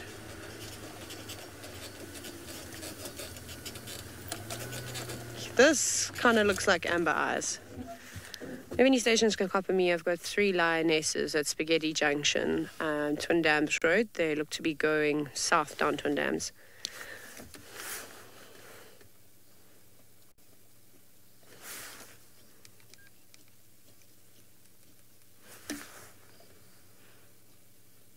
Can you hear her lapping up the water? Craig, can I have a quick confirmation? Yeah, that's Amber Eyes. Didn't see any suckle marks though, but if there's only one cub and it's so small, the suckle mark's not going to be particularly prominent. Has she gone past us now? Can I reverse? I want to drive over the line, that'd be terrible. Yay!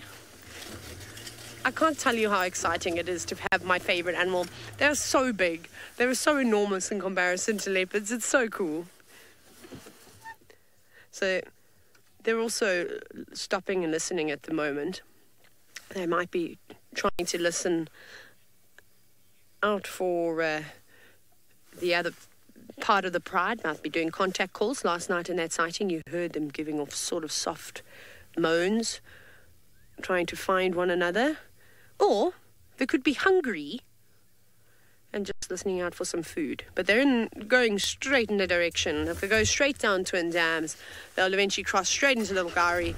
I'm not sure where exactly in Little Gowrie the rest of the pride were. I think everybody's been obviously quite excited about the fact that the wild dogs are around, and we always take advantage of these kinds of sightings because they're not ones that we get to have all the time. Oh, someone's itchy. Let's see if she turn to us so we can see your belly. Can you scratch and yawn this way? Pretty please. No. Swishing her tail up going, no. It's crazy though. You forget how large these animals are. Now I know a lot of you watching have never seen lions in the wild. So, you know, or even if you have, I don't know if you were lucky enough to have a lion, you know, brush right past your car. But it's the most incredible experience. Literally every time it happens, my heart sits in my feet. And I don't think that feeling will ever get old, knowing that at any moment, if they wanted to, they could do whatever they wanted to Craig and I, but they don't. They're so respectful. That's what Impala were, Craig. On our way up here, we passed a small bachelor herd of Impala, and I wonder if that's what they're listening to at the moment, because look at them all. You can just see the black patches on the back of their ears now. And they're very focused up ahead. Yes. What are you going to do, girls? I know I haven't got to my phlegm and grimace yet, but I can always do that tomorrow.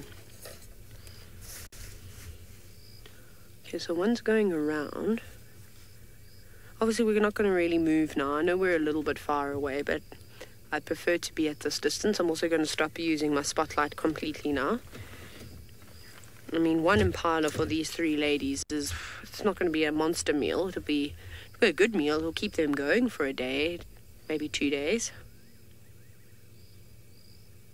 Especially a nice big Impala ram. They're so fat at the moment too.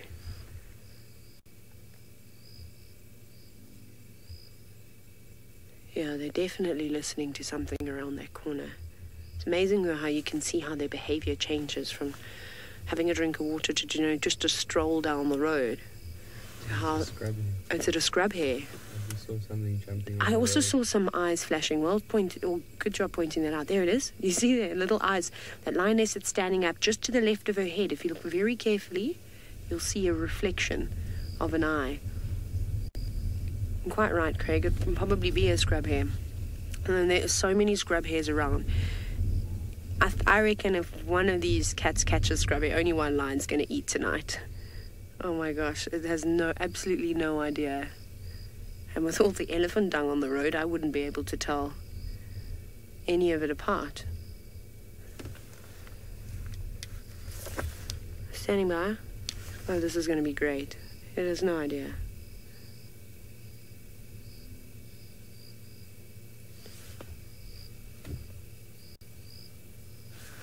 Yes, AFM, 1 unlock. I'm going to go radio down now. You're welcome to make your approach.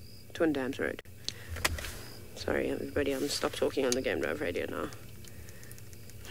Look at that lioness, like she's talking, like she's going to pull down a buffalo. Relax. It's just a scrub hare. But it is a little bit on the suspicious side. But that lioness in front, I mean, if they're going to put this much effort into catching a scrub hare, no.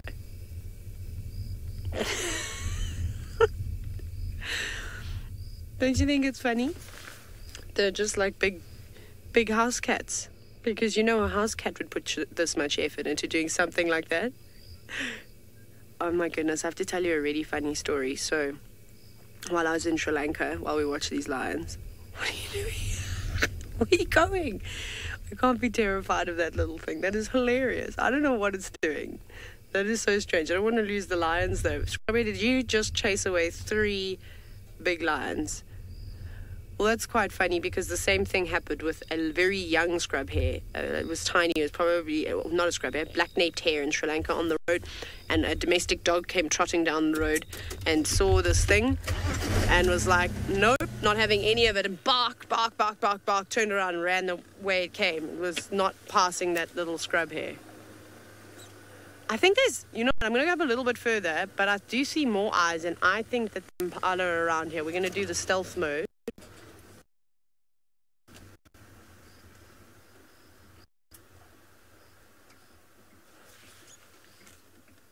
Yeah.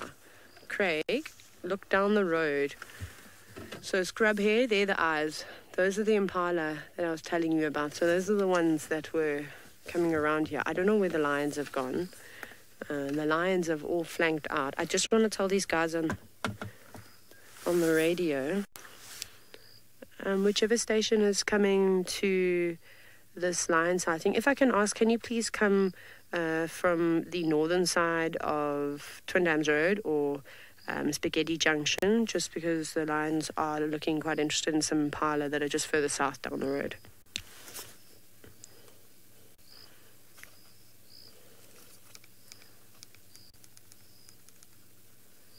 Yeah, so I just wanted to let them know that, you know, we obviously don't want, if there are vehicles coming to sighting, that's awesome, but we don't really. Craig, to the left, there's a lion coming. Keep going a little bit further to the left. There. The last thing that we want, can I turn this off? I'm turning my presenter light off. We're going to sit in complete darkness. We don't want the other vehicles to pin or chase the impala around or anything like that. That's super important. So I just need to make sure that I manage that appropriately, because we do want this to be as successful as possible for the lionesses. This is so cool. Now, as you know, this is pretty much going to be the view, where we'll see bits and pieces, but we can't move now. We've kind of just got to hold our place.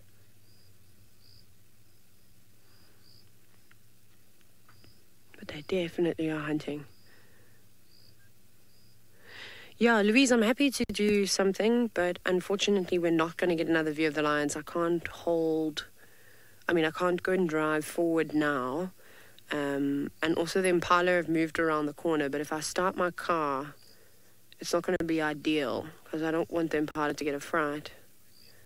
Yeah, I agree with you.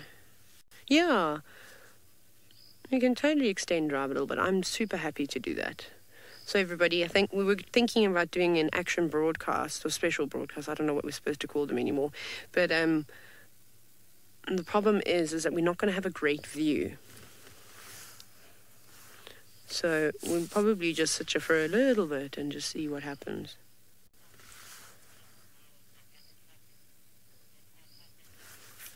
It's just listening to the Game Drive radio. Sorry, everyone. We'll just watch. So now here, again, someone's just come back from Sundowners. So I need to tell them if they want to come to the lions.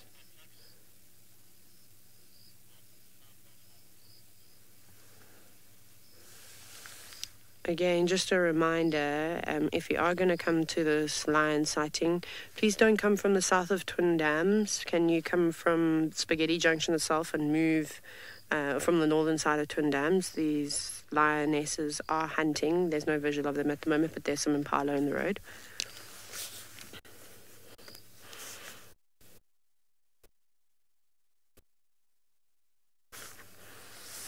Cool. Just quadruple checking. For the ladies to miss out on a meal. Now, this is what safari are about, though. Now, I know for a lot of you watching, some of you might be thinking this is really boring because you can't see anything. And trust me, it takes a lot of patience. And even as a young guide, I can't tell you, if I was in the same position, I'd want to inch forward. I'd constantly want to be able to see the lions. I would want to know what's going on. But it's really not the right thing to do. And I'm still waiting for somebody to do a study on how the vehicles affect the way that the animals hunt. And I definitely think that Wild Earth is changing this by the fact that we are using infrared lights. I think that we've seen a lot more successful hunts start to finish sitting in complete darkness with the infrared lights. It's really amazing what this equipment has done for us. It's obviously very difficult when you're going on safari to use equipment like this. I mean, we're lucky you can all watch on a screen. But even if I go on a safari, I don't want to spotlight anything anymore, just because I'm like, there's another way to do it, and it's so much more ethical, where, yes, I'm so sorry, you're not going to get a picture, but the animal could end up, actually being successful and taking a meal down. And we know how hard it is for these animals to hunt anyways. They've got everything against them. I mean, we always talk about our shame, the prey. But lions and leopards and hyenas and wild dogs, they have to work exceptionally hard to try and get their dinner. And imagine if we were still having to hunt our own food, and every time a bright light would mess it up for you. So I think it's super important to acknowledge this and explain as a safari guide to your guests that it is not important about actually seeing the hunt from start to finish. It's nice to see them stalking for a little bit. If it's during the day, that's obviously the best situation. But otherwise, you sit quiet, and you can chat. I mean, I'm not shouting. I'm speaking fairly softly. Remember, my mic is right above my hat, so I don't have to speak particularly loudly for you to be able to hear me. And the animals are also used to hearing us chatting and stuff. I don't think that influences something, unless the cats or the prey is like right there and it's night. Then yes, then potentially. There's another vehicle coming into the sighting now. I don't know where the lions have gone. They've obviously gone through the bushes.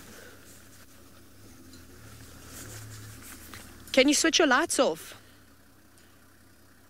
Thank you. Sorry, I want to just try and keep the sighting as dark as possible. And the spotlight, we're just going to sit here quietly. Thank you.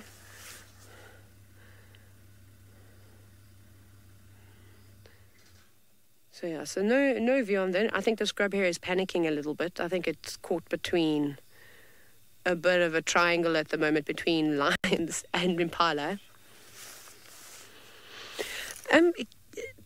Sorry, Lou, can you just say that last bit? What did Kayleen say about the lions hunting? I don't know why I keep missing the vital words there.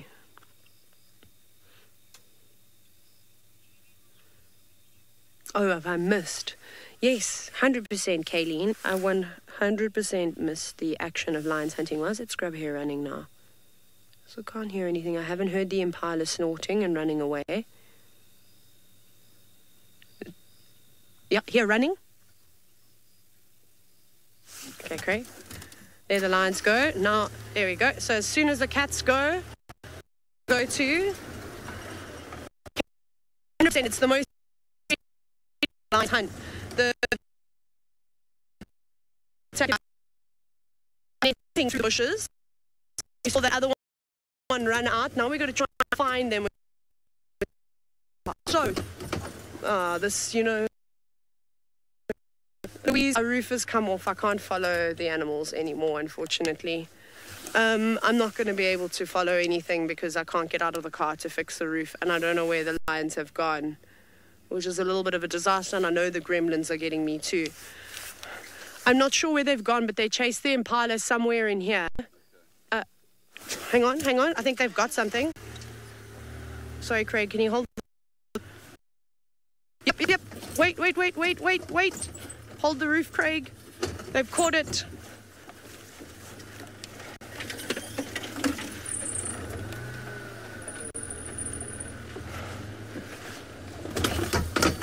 The whole roof is coming off. Look at this. Sorry, everybody. We are just having a bit of a crisis here where the roof is falling off. Well done, lions. There we go. So they managed to grab one of the... Craig, Louise, we're going to come out of infrared very quickly because there's another vehicle in the sighting. So we're going to go and use our spotlights now. Now there's absolutely no problem to use a spotlight. Are you happy to go in color? Okay, we're ready. I'm going to bring another, here we go, just so that these guys can take photos and things like that. We're allowed to use spotlights when they have killed something. And of course, these are 3 fully grown lionesses. They're not going to have to worry about one lion at all. And I do want to give these guys a bit of a photographic opportunity as well. Now just sit and listen to this.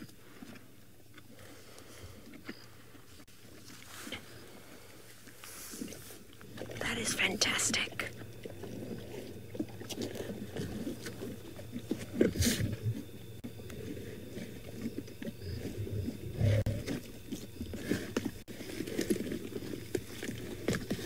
How awesome is that?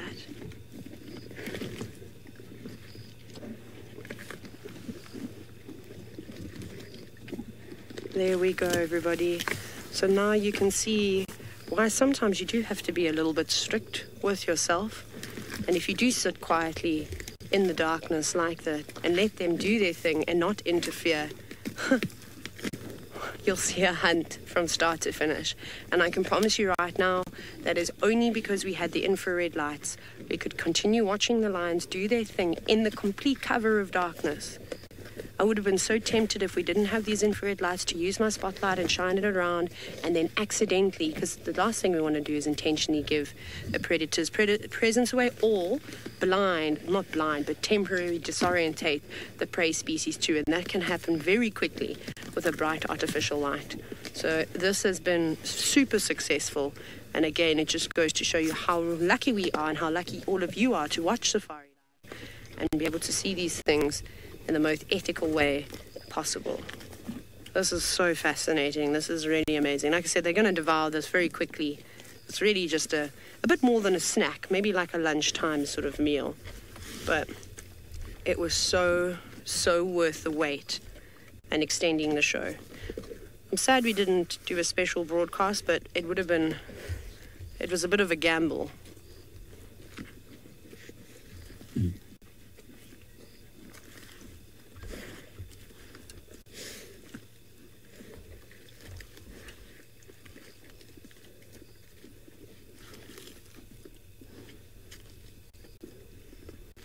Oh, so crazy. So worth it. So yes, it's going to be a lot of growling now. I'm sorry if this is a bit gruesome for some of you, but they're going to eat something like this very, very quickly. They're not going to waste any time at all. They're going to absolutely devour it. So you'll hear them growling.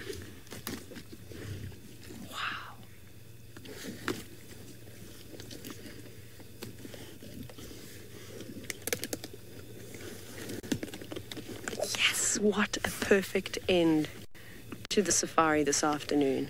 3 lionesses, one of them that has a very young cub, has now got a belly full of impala, and she'll be able to produce a significant amount of milk and be able to feed that youngster again. So I really hope, if it is Amber Eyes that did have the cub, I hope that she's successful this time round. We always say that, you know, she isn't the most successful mother, but she tries. She does try her best. Sometimes nature is just so cruel and doesn't allow for certain things to happen. How amazing. What an absolute privilege.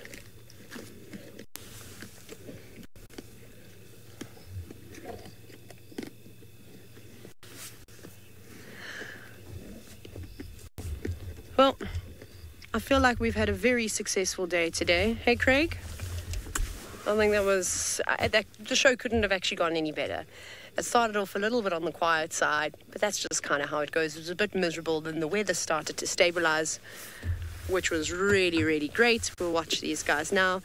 And we got wild dogs popping onto the property very briefly, and they could easily come back tomorrow morning. I'm glad that they're hanging around here in the north. And then Steve pulling in with the Tingana, who I bet you're all ecstatic to see because it's been a long time since he's around. And of course, all the exciting news surrounding the Nkuhumas. So I hope you enjoyed it. And I hope you're ready for tomorrow morning on the Sunrise Safari, where it could all happen again. From all of us here, cheerio.